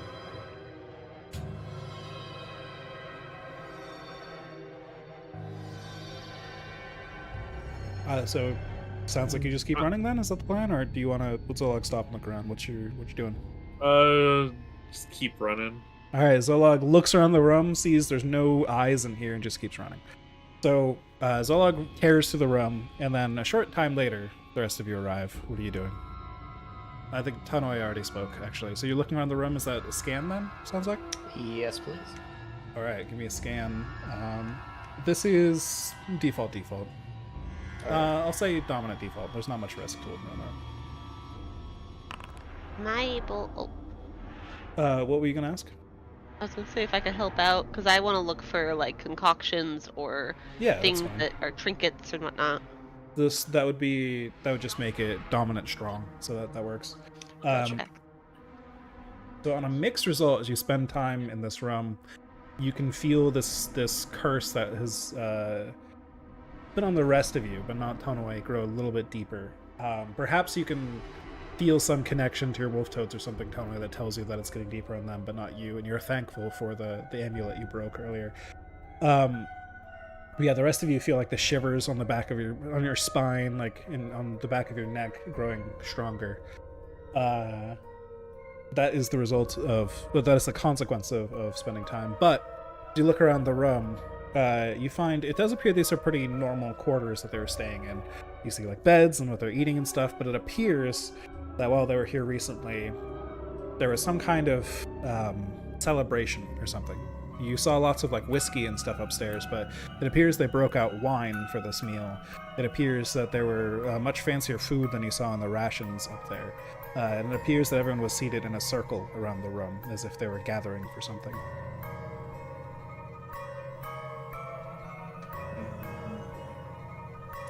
Looks like they were having a lovely old time.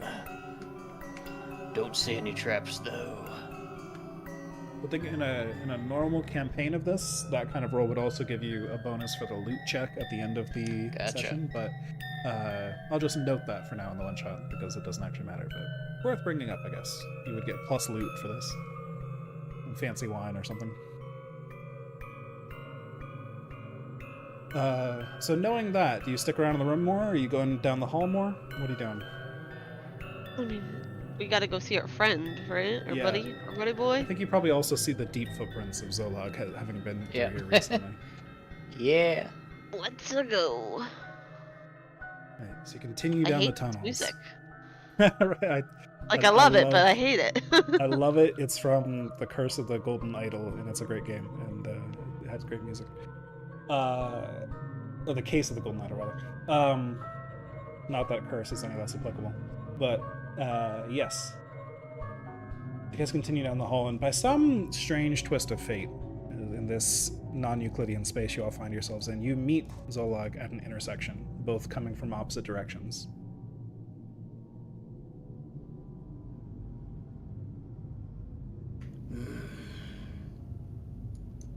That's not right. I'm going to have my hairy wolf toads track him down. Can they locate prey and follow what is hopefully the right path? Sure, I like that. So what action are they taking? They would be taking scan, I suppose. All right. So They get 1 die to that. yes. Would you like to spend any other? Let's see. Would you like a dark bargain? I don't think so. I think I want to use up one of my 2 dark hearts and give that to them. Okay. Oh, and I should have represented the thing growing deeper with a clock. I forgot to put that on the board. There we go. Emptiness. Emptiness ticks up by 1. There we go. So you have 1 tick on emptiness, and it didn't save my name, which is cringe. I'll fix that real quick. But yes, you can continue your action. Can I help them to scan by pointing them in what I think is the likely direction? I know that you said that makes me suffer their consequences if they have consequences, right? Yes. What else does that do? If you're assisting them, it'll give them plus effect. Okay. So Then rolling default position, strong effect, plus 2 dice. yeah, I think default strong, and yes, plus 2 dice. That sounds accurate to me. Let's go. All right.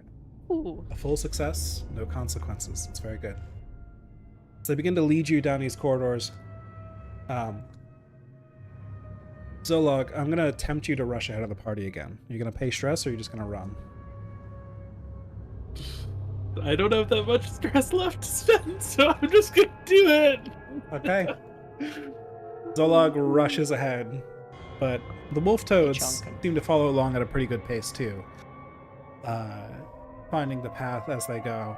And I think due to how this works now, Zolog's probably going to be behind the party if they get lost again, but they'll show up again eventually, I'm sure. But the rest of you continue down these paths, and the walls begin to feel strange to you, almost like you can see through them a little bit. And you can see something glowing in the walls, something sparkling.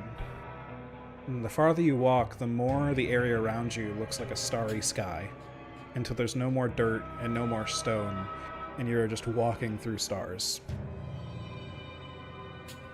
Can I tell if this is an illusion or if we've the nature of this apparition?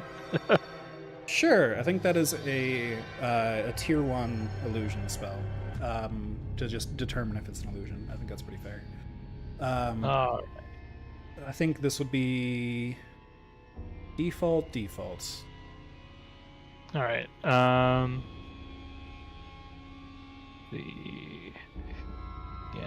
Dark Heart would give me an extra die. All You could spend I'll that. just do. Yeah, I have 2. I'll spend 1 so that I get 4. All right. Oof. Wow. You I'm reach so out sorry. to your surroundings and you feel only completely alien magic. Magic that doesn't make any sense to you. Physics that don't make any sense to you. And you realize your physical senses have been telling you something has been wrong this whole time, and now your magical senses are telling you something is wrong. And emptiness ticks up by 1. Whoops. Um, I will master this magic. I would like to, like, twist and turn on my Arcana orb to see if it can help get rid of this, space around us. So you're using it as a defense, right? Yeah. So if you're using it as a defense, you gotta resist a consequence. So you could untick the okay. tick that Kieran just did, for example.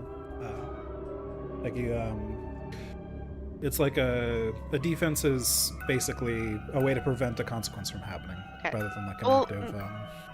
Perhaps I see him, like, grab at his head or something, and, like, I can I've been working with him for a while, so maybe I know that he has failed in what magic he is trying to do, and I activate my orb to assist. That could work. So we'll say you spend that defense, and I'll untick emptiness by 1. Alrighty. You manage to absorb some of that dark magic. Bring Maniomi back to his senses. So, I assume you continue down the tunnels then? Yep. Yep. Alright.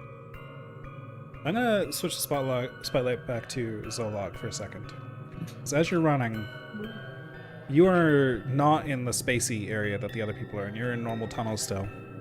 And you come across a dude slumped against the wall in the purple robe and the circlet, holding a bottle of wine, just muttering something under his breath.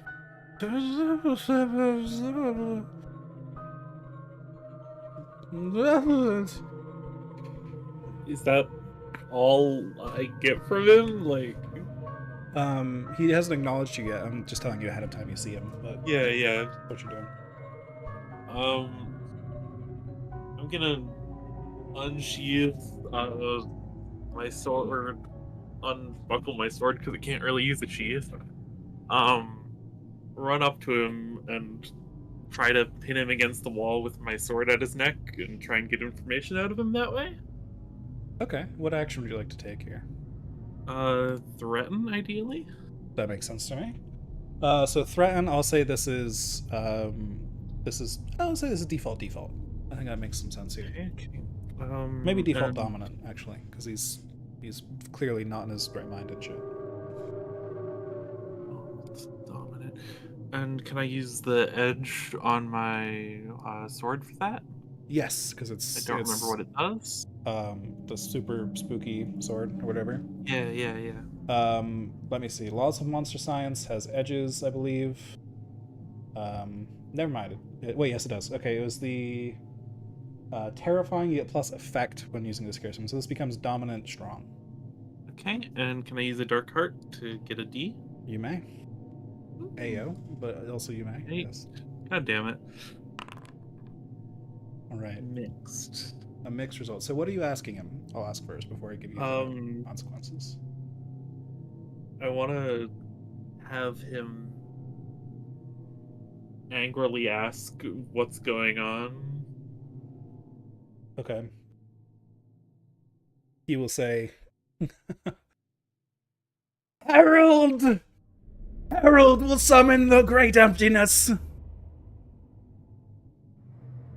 We will all be consumed. Nothing matters.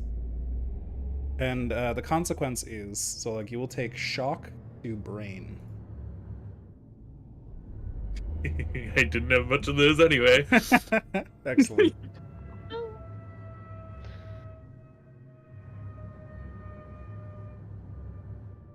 All of us Dentons have been toiling.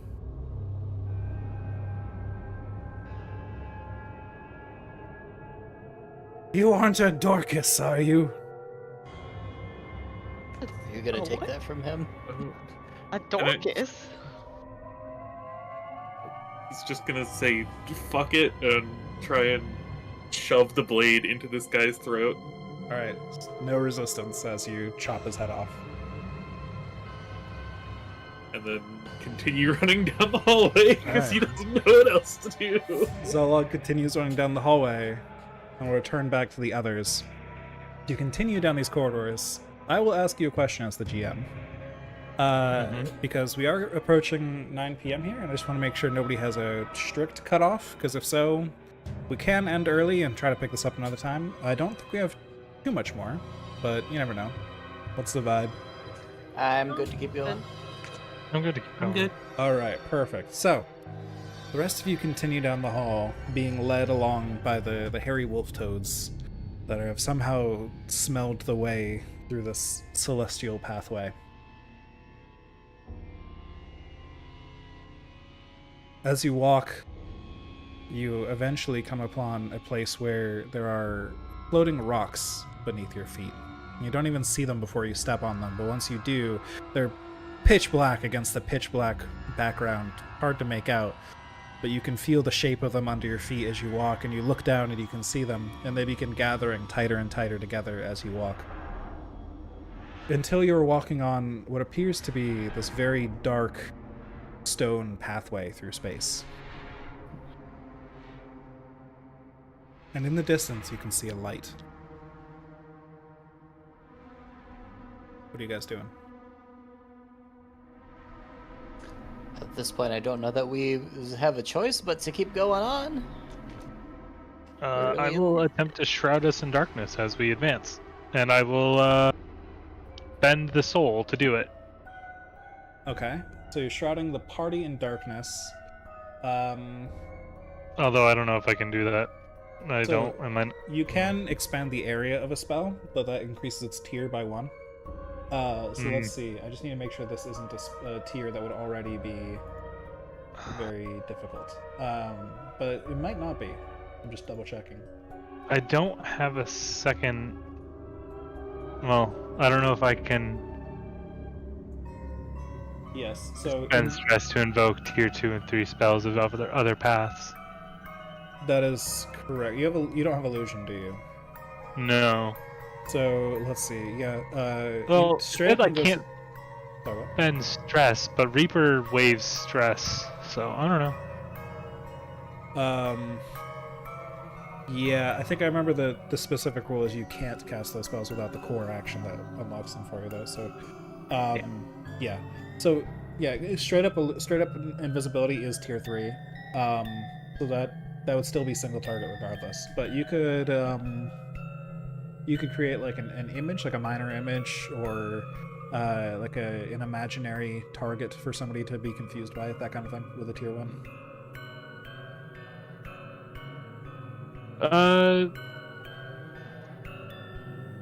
Cause a diversion, distraction, that kind of thing. Okay. I'll make a second Zolog to charge ahead in front of us. To trigger whatever's gonna happen as we walk in that room. That's pretty fair. Unless anyone else objects. I think that is entirely fair. I think I will make this dire, but default. If that makes any sense. Ooh. There's some risk to it, because I mean, if somebody sees a charging orc, that's obviously gonna alert people, right? But so there's some risk to it in that sense. But yeah, you will cause a distraction or set off whatever traps there are, if there are any, or whatever.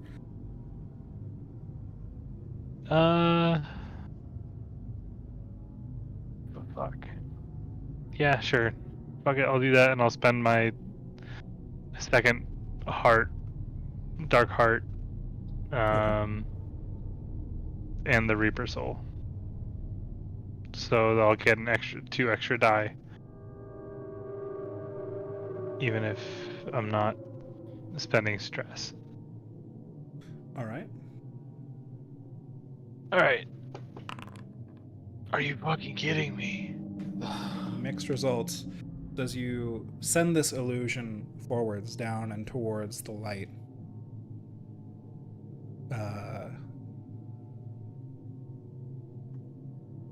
you see it get down closer to the light, and then a rock comes hurtling through the illusion, kind of dispersing the mist that created the illusion, and like a very sharp rock plunges into the ground behind the illusion. So you have set something off, and emptiness does go up by 1.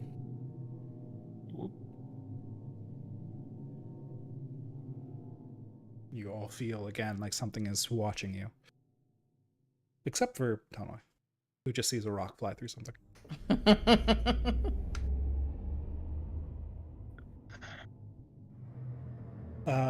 Yeah. You guys approaching the light? Are you going to try and do anything else from a distance? I think, you know what? At this point, I'm going to tempt Rig. Since you are deranged and you're currently in a very strange situation, it's kind of terrifying and full of all sorts of dark magic. I think Rig really wants to go towards the light right now and see what the fuck is going on. So, you can either spend a stress to resist that, or you can go with it and get a dark heart. I'm full up on dark hearts, though. So it would just be whether or not you want to spend a stress.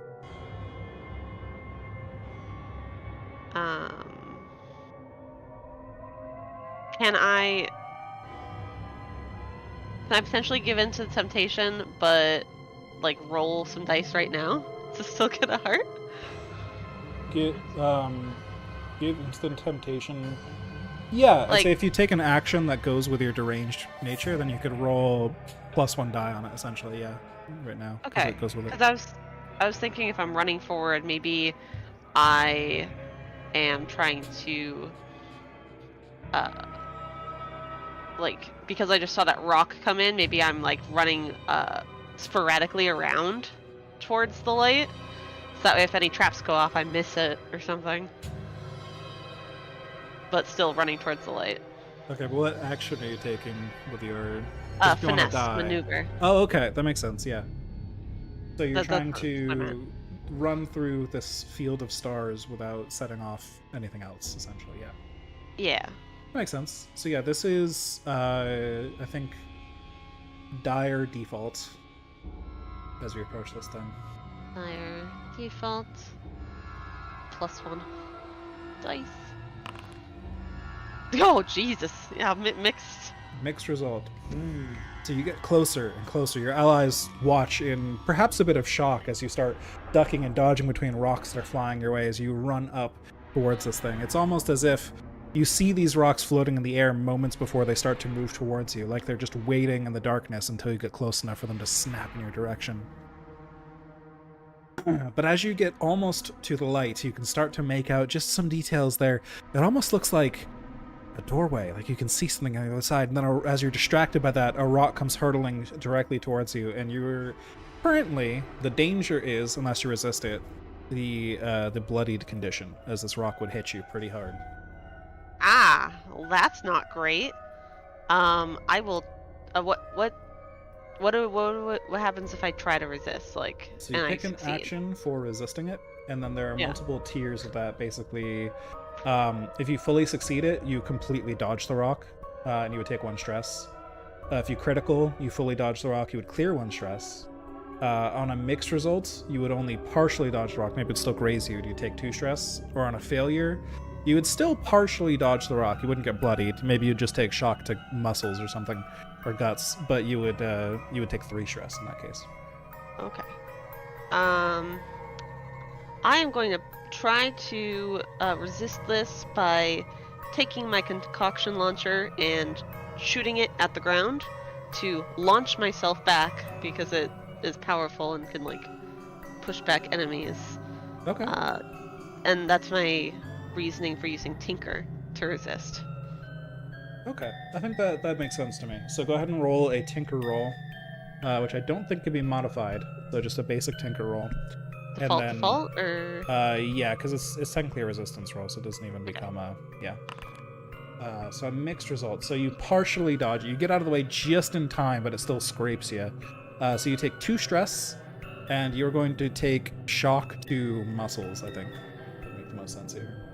okay. But yes, and then you make it to the doorway. You can see just outside the shining light you saw before is a perfectly white surface beneath your feet.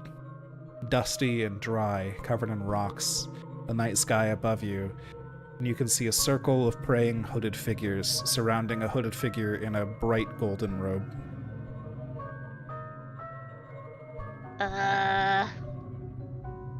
I like wave my guys. Come on. They're chanting, Come on. Herald, Herald, Herald, Herald. Harold? Herald, yes.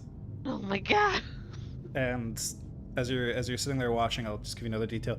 Harold like takes the robe off of one shoulder and kind of puts it down to the side so that part of his chest is exposed. You still got the robe up on the other shoulder. And he raises something you can't see yet up in the air. I think you need an action to see more details through this gate. But what are the other two of you doing? I think while you were waiting and watching Rig get ahead, Zolog catches up.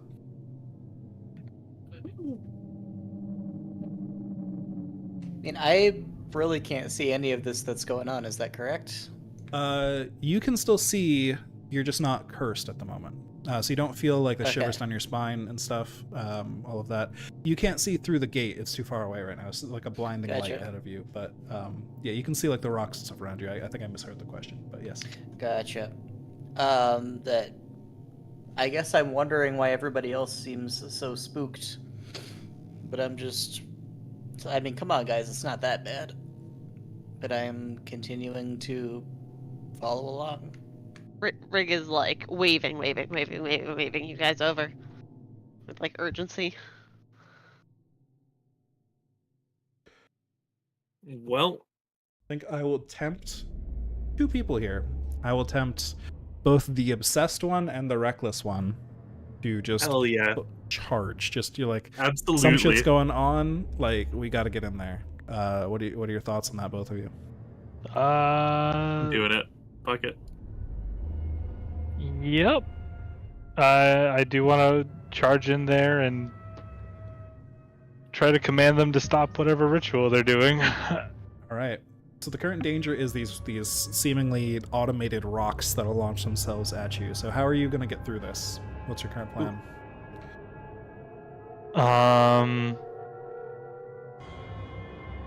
Well, Invoke seems to be doing me okay.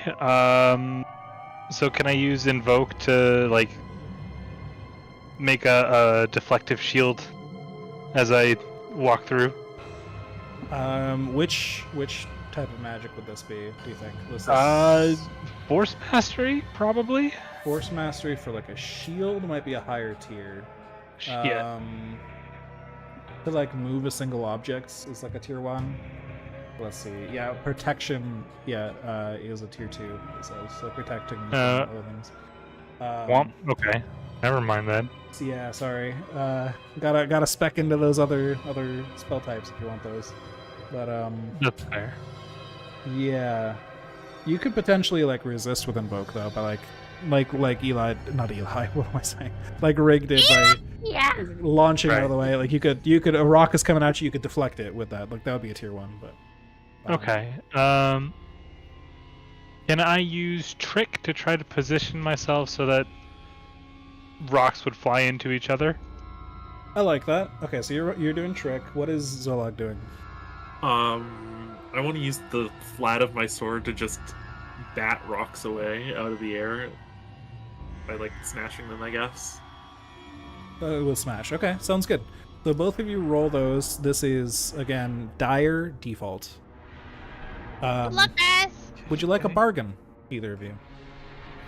I'm listening. The bargain is I'll tick up emptiness by 1, but you get a +1. This would apply to both of you. If either of you take it, you both get the +1. It gets a single tick. I want to use Maniac to get a +1 by going hard, but So going hard in this case would make it deadly, just so you would know. woo! Hell yeah, we're doing Okay. it. Sounds good. Don't do it. Nope. I'll stick with my 2 dice. Okay. So you got your 2 dice. You can go ahead and roll those. This is deadly default for Zolog and dire default for Maniomi. Alright. This! Ah, fuck.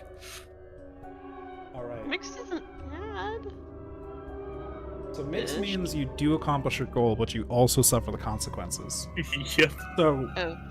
So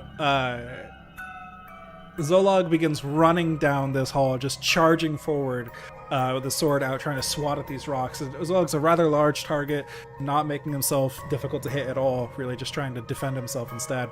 And yeah, one of these rocks is just going to, from outside of your vision, from behind you, kind of snap up towards your ribcage from behind.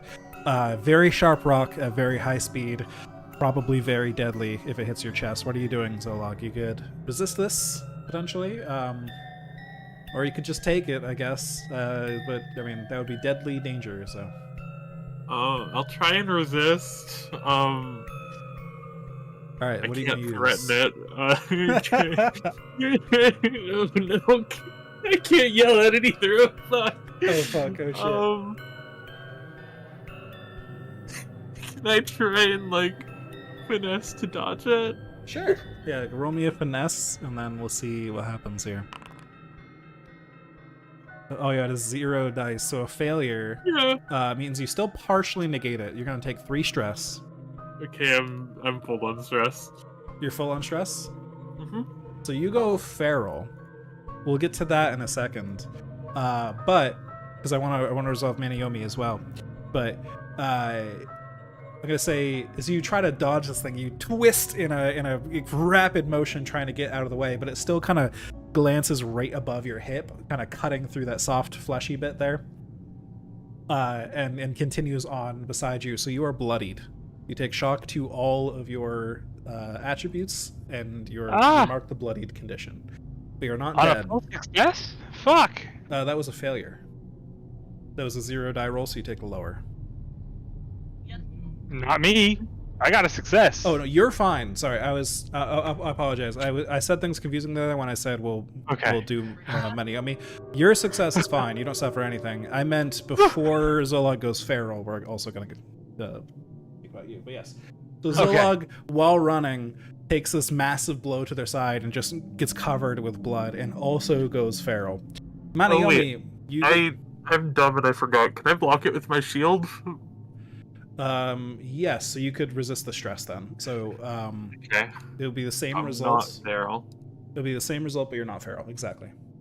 I So you like break that. the shield, instead of taking the stress, you still get like a scrape down along your arm or something that marks you pretty badly, but, yes. There you go. Very good. So, you make it to the gate. Maniomi also makes it to the gate.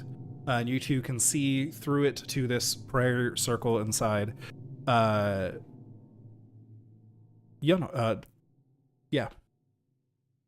Tanoi, what are you doing? I don't know. I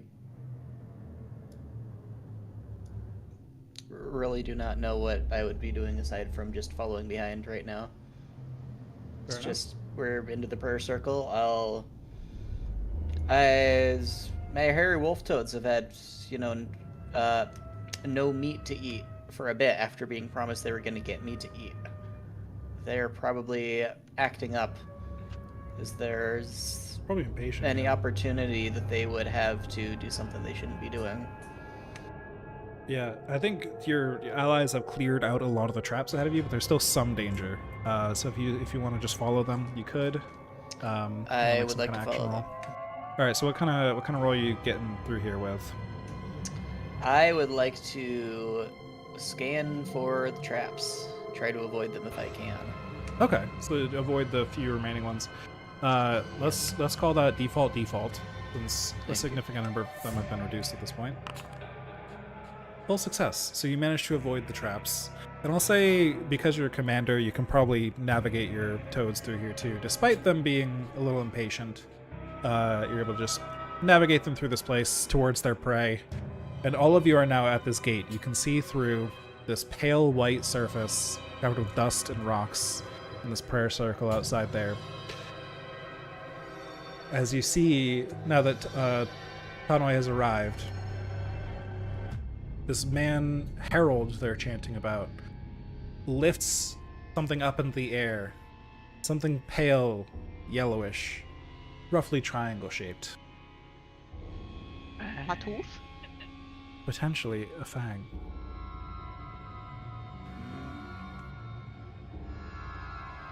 I would like to command him stop and give that to me. Okay. With enchantment magic.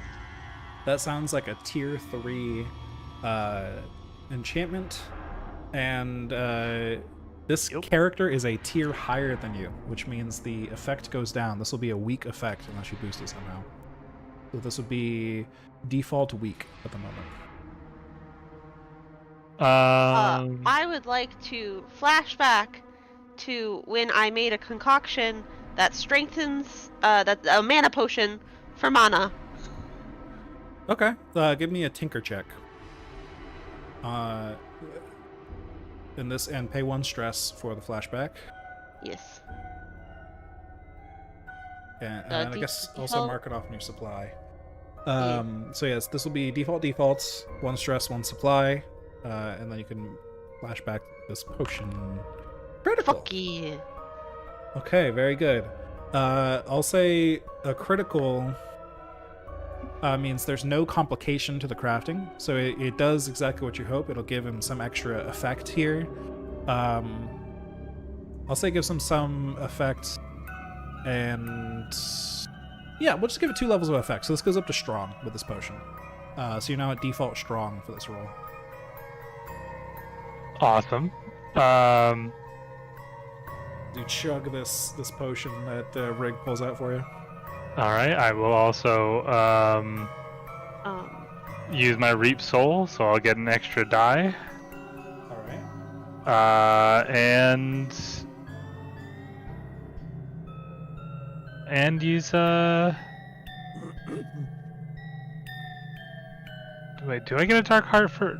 Yeah, I got a Dark Heart for running down, right? Yes, correct. I You still have one. So I will have one, so I'll also use that to get the extra die. Okay. So I will keep. So it's a tier 3, so it's 3 minus 2 plus 2. Yes, so total 5, 3. So All right. strong defaults. Default strong. Please work. Yes. Heck yeah. Harold stops, holding the tooth over his head, and just as he flexes his arm, ready to do something with it, he freezes. And he holds it with 2 hands and turns towards you, begins to walk out of the circle. And the other people in the circle are very confused. They all begin to stand up one by one. What's going on? Harold, what? And then they look over at one of them looks over at the gate and points at you. So they've spotted you, just because you're clearly making yourself known at this point. But other than that, there's no consequence. And he's currently walking towards you. You still have the initiative, but they're probably going to do something soon if you don't take that initiative. Can I use the Force Mastery to take it out of his hands and get the Fang? Yeah, Or is that'd be a that too tier high? 1 spell to get something All out of right. his hand. All right. Yeah. I want to do that as fast as possible. I will secure the Fang. You Just reach kidding. out with magic in order to grab the Fang, and again, this strange alien magic interferes with yours, and emptiness ticks up by 1. Hanoi, you are seeing Yes. this pack of people praying, and your wolf toads are very hungry. You are currently tempted by your impulse to send them for a feast. I'm going to command them to feast. Alright, what action are they taking? They are going to take smash. They are going to body slam these people to the ground and then just start to eat. Alright. So your toads rush forward and go ahead and roll that smash check for them. Oh, should we default? Thank you. I am going to spend a heart to give them a die. Alright. I will... Do I get a heart for giving into being tempted, or is that does that not apply to this? Yes, so you would be net neutral for hearts if you're spending one. Thank you.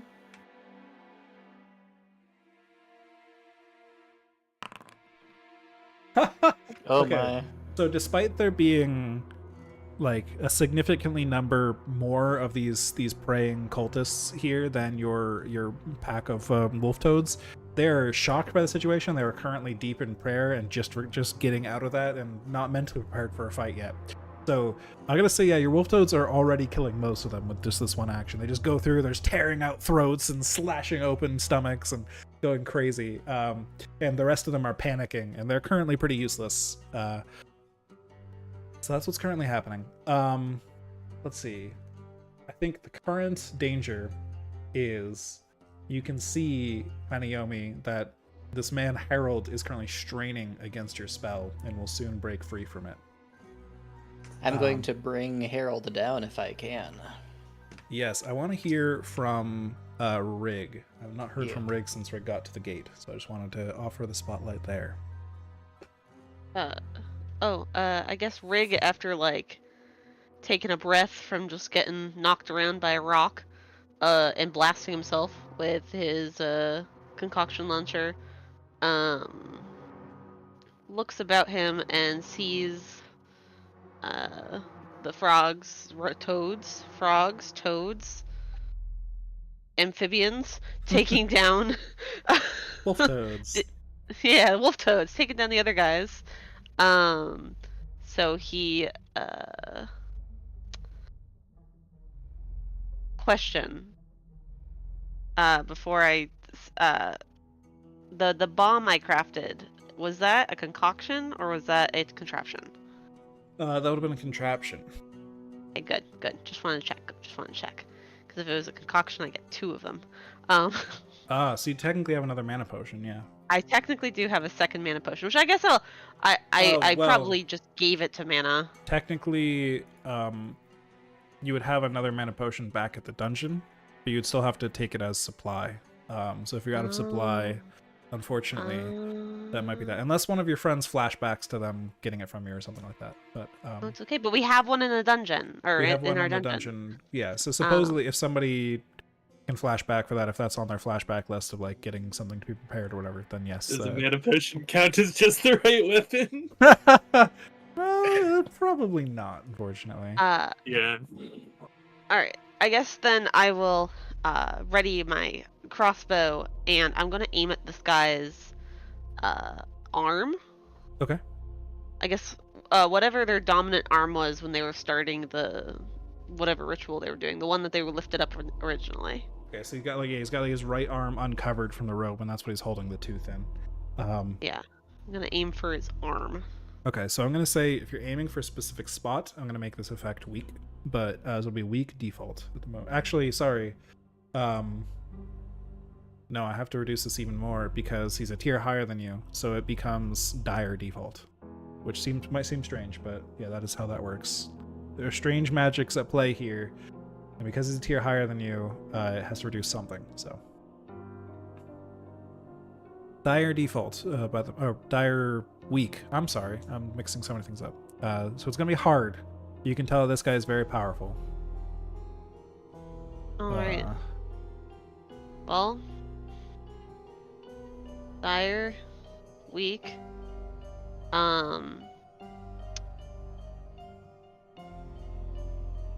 I guess I would consider this finesse, which means I get a -1d.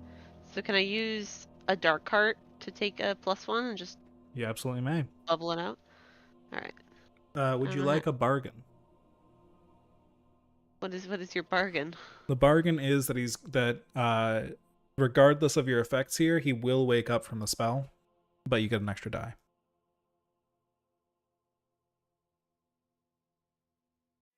Sure. All I'll right. take it. So the shock of the pain will wake him up from the spell, but you do get that extra die. You're gonna have a lot of dice at this point. 3 dice. So That's some. That's pretty good odds for at least a partial success. Yeah. mixed So- success. The bolt strikes his arm. That does happen because it is a mixed result.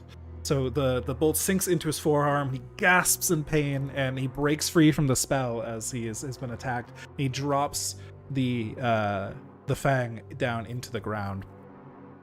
And as the Fang tumbles towards the ground, it strikes the ground like point first. It kind of digs into the dust of this pale surface you're currently standing on.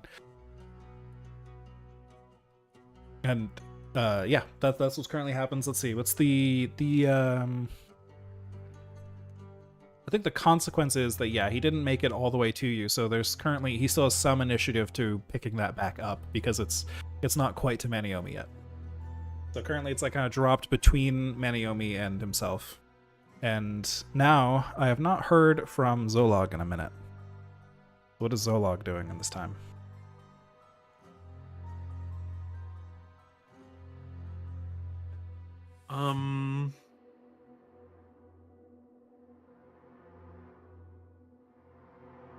That's a good question.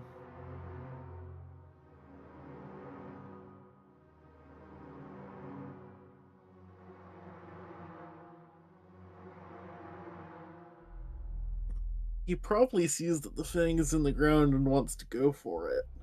I don't know how he'd do that, but Okay, just like rushing to pick it up yeah. real quick. That doesn't seem like a smash to me, to be fair. No. Unless you want to just kick it away or something. But Actually, it'd probably be more effective to just threaten the person back and slowly advance on it. that could make some sense, sure. So this would be default weak. Because the dude is a higher tier. This Herald guy. Despite all of his minions being chomped by Tanoi's minions in the background, he seems to not care and is entirely focused on the current situation. So yeah, you walk up a little bit closer to him, and knowing that this is a failure, how do you threaten him? He'll be slightly out of it because he's, just taken a massive wound from spiky rock. Right. He'll walk up slightly, like, swaying from the pain, be like, "You best back off," and instead of holding his sword up, he'll be holding the shattered remnants of his shield in his main hand. Alright, so you may untick your shock for guts. Speaking of which, did you ever resolve your shock for mind, Maniomi? I think you did. No, I right? didn't. Sorry, that was on you, wasn't it? Yeah, that's fine. Okay, that doesn't matter because you weren't bloodied anyways. So yes, you can untick your shock for guts. Cool. He will simply chuckle at you and say, "We weren't expecting visitors. Certainly not of the monstrous sort. What could you want with what we're doing?" He's edging towards the tooth, but you guys still have the initiative here. Tanoi really wants to take that guy down.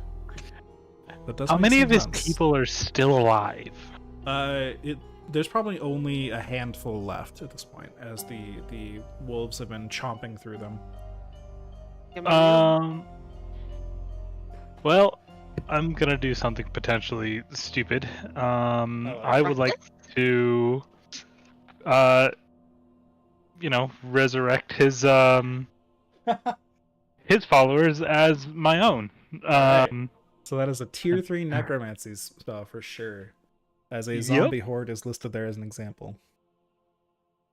Yep, and I will push myself for +1 die, so I'm only taking a -1 instead of a -2. Or, the go hard. Yes. So the go hard. Do you have a feature for go hard? Or Oh, maybe not. because go hard increases your effect at the cost of position normally. Oh, So this would be default normally. But all right. yeah. Oh, So you never can make mind, it. okay, You I can make do it that. dire strong with going hard. Yeah. Yeah, no, I don't have an effect that says go hard. All right, so never mind then. Yeah. The reason Zolog gets a plus die is because of a class ability for that.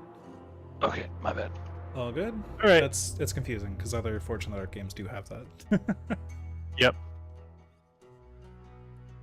No more dark hearts. No more dark bargains. So tier 3, it's -2. Yep. Let's try. As well. Nope. You reach out with your shadowy magic, and again, it feels like magic is inhibited in this place. And emptiness ticks up all the way. And what this is going to do is it's going to give shock to brains to everyone that was cursed. So Tanoi is not affected. Unfortunately, the hairy wolf toads are going to be bloodied by this, as they do not have shock. So while they're fighting, they've done most of their duty here. They've killed most of the other workers out there, but they all begin like groveling and clutching at their heads as this mental energy begins to cloud their minds. I assume evil this won't toads. apply. I have a commander defense for minion failure. I assume that cannot prevent them from getting bloodied here if I use that up.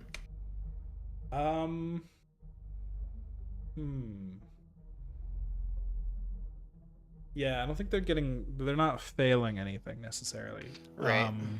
they're just suffering a consequence. So unfortunately, I think no. But bloody doesn't mean they're out of the game yet. It just means they take -1 die on their rolls. So they're still up and they can still escape and whatever. But plus they've taken out most of the enemy's forces, so they did a good job. Their bellies are full. They're just got headaches now. Okay, so that's the current situation. And while you're all reeling in pain, this guy is going to rush forward and jump towards the spike. Tanoi, I think the spotlight should go to you. Yeah, Tano has been waiting for the right opportunity, and he's going to use a Thrill of the Hunt. He gets to spend a stress to get plus effect on my next roll to bring somebody down. So I'm going to use stress for that, and I am going to eagerly jump from my hiding place and try to just gore him on my thorny spear. And I would argue that I've been kind of hanging back and waiting for my opportunity, so I think Skulk is appropriate here. I think it makes sense. Yeah, he's been very distracted by the others so far. And what would my starting position in effect be before any bonuses? I think dire, not because the consequences to you would be dire, but because if he gets his hand on this thing, it's going to be bad. The consequences are dire, but the effect will be strong because he is not paying attention to his own body and his own wounds right now. So okay. Yeah. And I also have plus effect. Can I trade that for plus position in this version of the game? Yes, I think that's fair. So this would be default strong. Default strong, and I'm going to use a dark heart. Okay. And gain a die. And let's go. Fingers crossed. All right. You rush at him with the spear, and he tackles towards the ground towards this tooth on the ground, and you stab out of the spear, and you can see as he lands on the ground and slumps to the dusty floor, a pool of blood erupting around him. As you pull the spear back out, and blood just begins gushing from an open wound, and then he rolls over, and he has managed to stab the tooth into his chest as he hit the ground, and you can see pale rocks beginning to crystallize outwards from the part of his body that got pierced by the rock. He is gravely wounded at this point, but his eyes begin to glow with purple light, and he stands up and takes off the other side of his robe so it hangs around his waist. He says, "Oh, you will all regret this, even if it is the end of me!" But you guys still have the initiative because that was not a full failure. So, who's up next? You guys do have some shock to your brains and stuff. Tanoi just acted. Who would be taking the initiative here?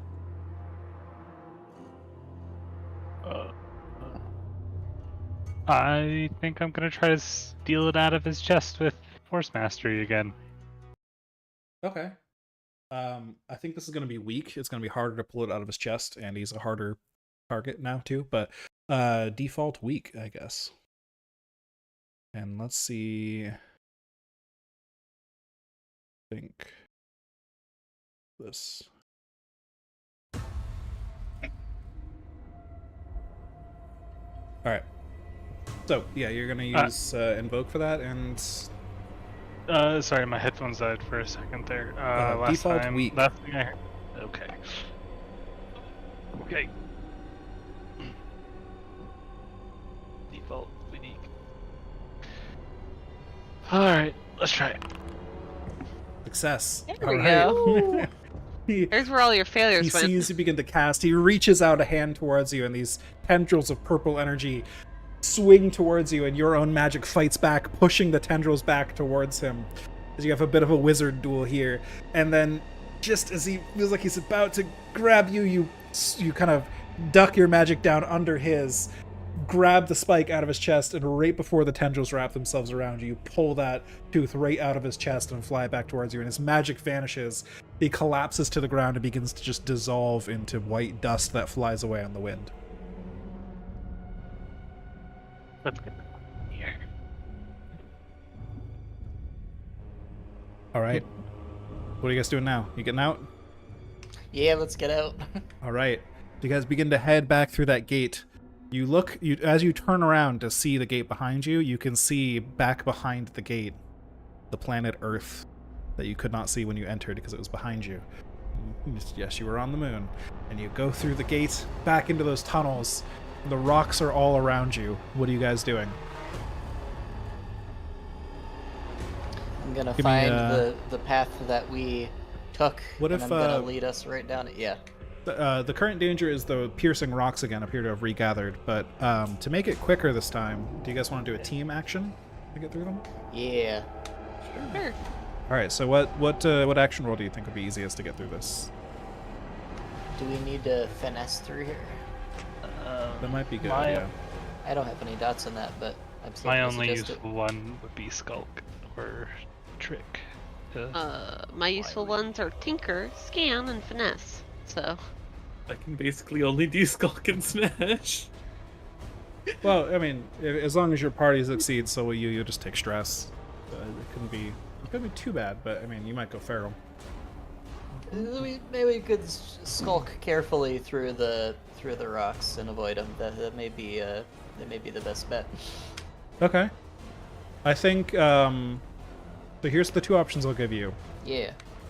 I will let you skulk through the rocks halfway for default weak, or you can get all the way in a single roll with dire default. Let's do dire default. Okay. Okay. All right. So dire default, you guys can all roll a skulk. Add any modifiers you want to add to it. I'm adding stress to add a die. Adding stress to add a die. I'm sorry. That's not a thing that? Yeah, works? I would think have- that's the thing in this game. Gotcha. But if you have a dark heart, you could do that. I do. I'll use the Dark Heart. Me utilizing a Dark Heart. 'Cause Okay. Yeah, I think some character classes might have Yep. that ability, but Oh no! oh, you got Oh, one Rig success saved in our ass. there. Fuck all you guys. So Rig manages to pull you guys through with a full success. None of you take any consequences, but those of you who fail do take a stress.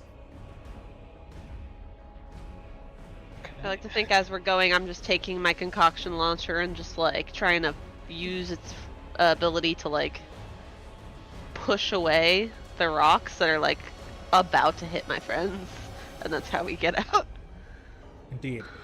You realize as you're running that the magic that was holding this place together, keeping the strange spatial magic around you running, is collapsing. And this place will soon no longer exist at all. What are you doing to get out of here? It seems you need to get out of here very quickly. I want to scan to find the exit. Alright, give me a scan roll. Is it default? I think default well, yes, we'll say default. We will say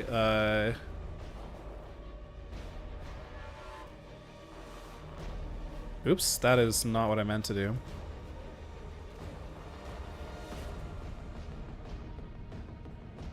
There we go. I will start an exit clock.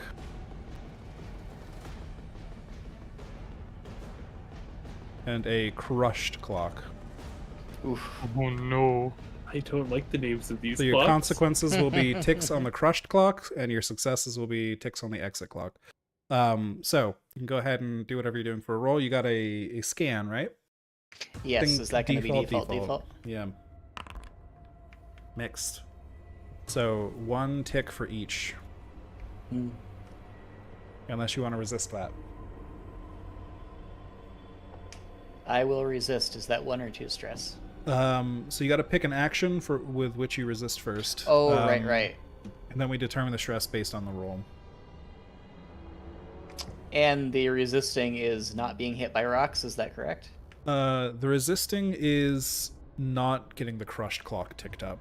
So I guess it's essentially you're finding your way, yes, but yeah, it's probably not getting hit by rocks. That's pretty fair for a partial success. I'm going to use all of my delicate don't get seen in the wood skills and skulk between these rocks. Okay, yeah, go for it. I think that's fair enough. Success. A full success means the consequence is fully negated. You take only 1 stress. Oops, there we go. Thank you. All right, who's up next? Somebody else take an action.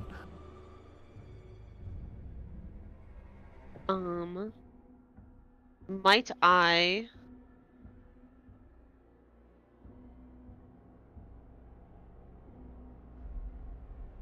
Am I only allowed to flash back to what is listed on my sheet? Correct. Yeah, in this game, flashbacks are limited to specifically character class things. Darn it.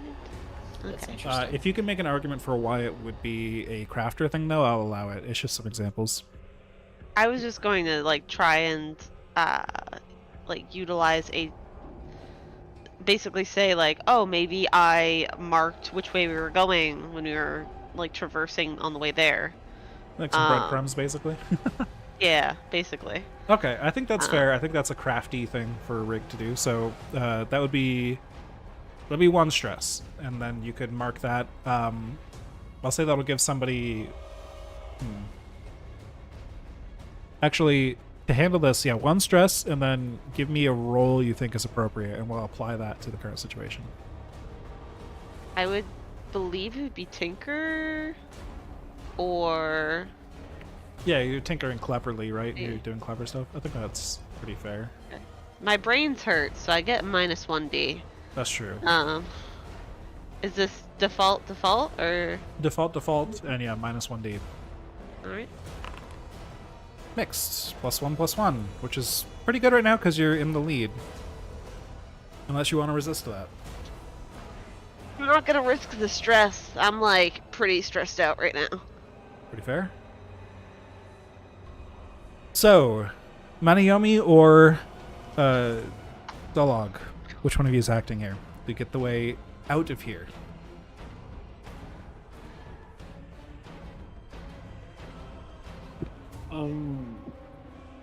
I don't know. Can Zolag try and like scan for which way might be the correct way to go? Sure. If you I think got that's what Zolag would do. breadcrumbs. If you could try smashing through some walls. Could try smashing through some walls. I think you'll have more success smashing through walls. Actually, I'm Yeah. gonna do that. I like it. Let's stick with what Zolog's good at. So, smashing through walls, I think, is going to be weak default. But hey, it still has some success in there, right? So, And can I use Maniac to go hard? absolutely. So this becomes default dire. Critical. Holy shit! All right, so Zolag, you start to see these breadcrumbs. You see your allies panicking. You see the rocks falling all around you, and you're just like, "Fuck this shit!" And you just tear down a wall. You just smash it open, and it leads you directly to the staircase to the exit. Beautiful. Hell yeah. You tear open a hole in space with your sword, slam it against the wall, and the magic just tumbles away, and you're at the exit. You guys run up the stairs and out the door as the tunnels collapse behind you, crushing rocks falling all over the place. And it's almost like the rocks are crushing it with such a force that they kind of spit up out of the tunnel after you exit, almost like they're a liquid being forced up the tunnel. As this pale white rock, these moon rocks and dust, get just blasted up the tunnel and all over the area outside of this shack that you found originally. The shack just gets decimated by this, but you guys are all safely out of the way. You have successfully finished the night's raid. We did it! We did it! Time to do our own spooky ritual! Yeah, There was a wizard on the moon, and There now was. there's not a wizard on the moon. No longer. Can we go be the wizards on the We moon? were for a short period of time. One of us was, Moon's right? warlock on the moon? Yeah, there we go. Hell yeah. Woo! We did good, guys. Good job, bad guys. Yeah. Bad job, guys. Every job is a bad job when you're the bad guys. True. I hope you guys enjoyed that. I threw this together rather quickly, but I like this system. It's fun. Yeah, it was a lot of Yes, it fun. is. It was very fun. Mhm. Thank you very much for running. Thank you guys Yeah. for playing, and thank you for for running. getting characters together so quickly on such short notice. But Yeah, of course. Thankfully, it was a pretty easy process. it is. Mhm. I'd like to do this more often when we can't meet for sessions, just see who is Yeah. available and just start a one shot of something. But yeah, Yeah.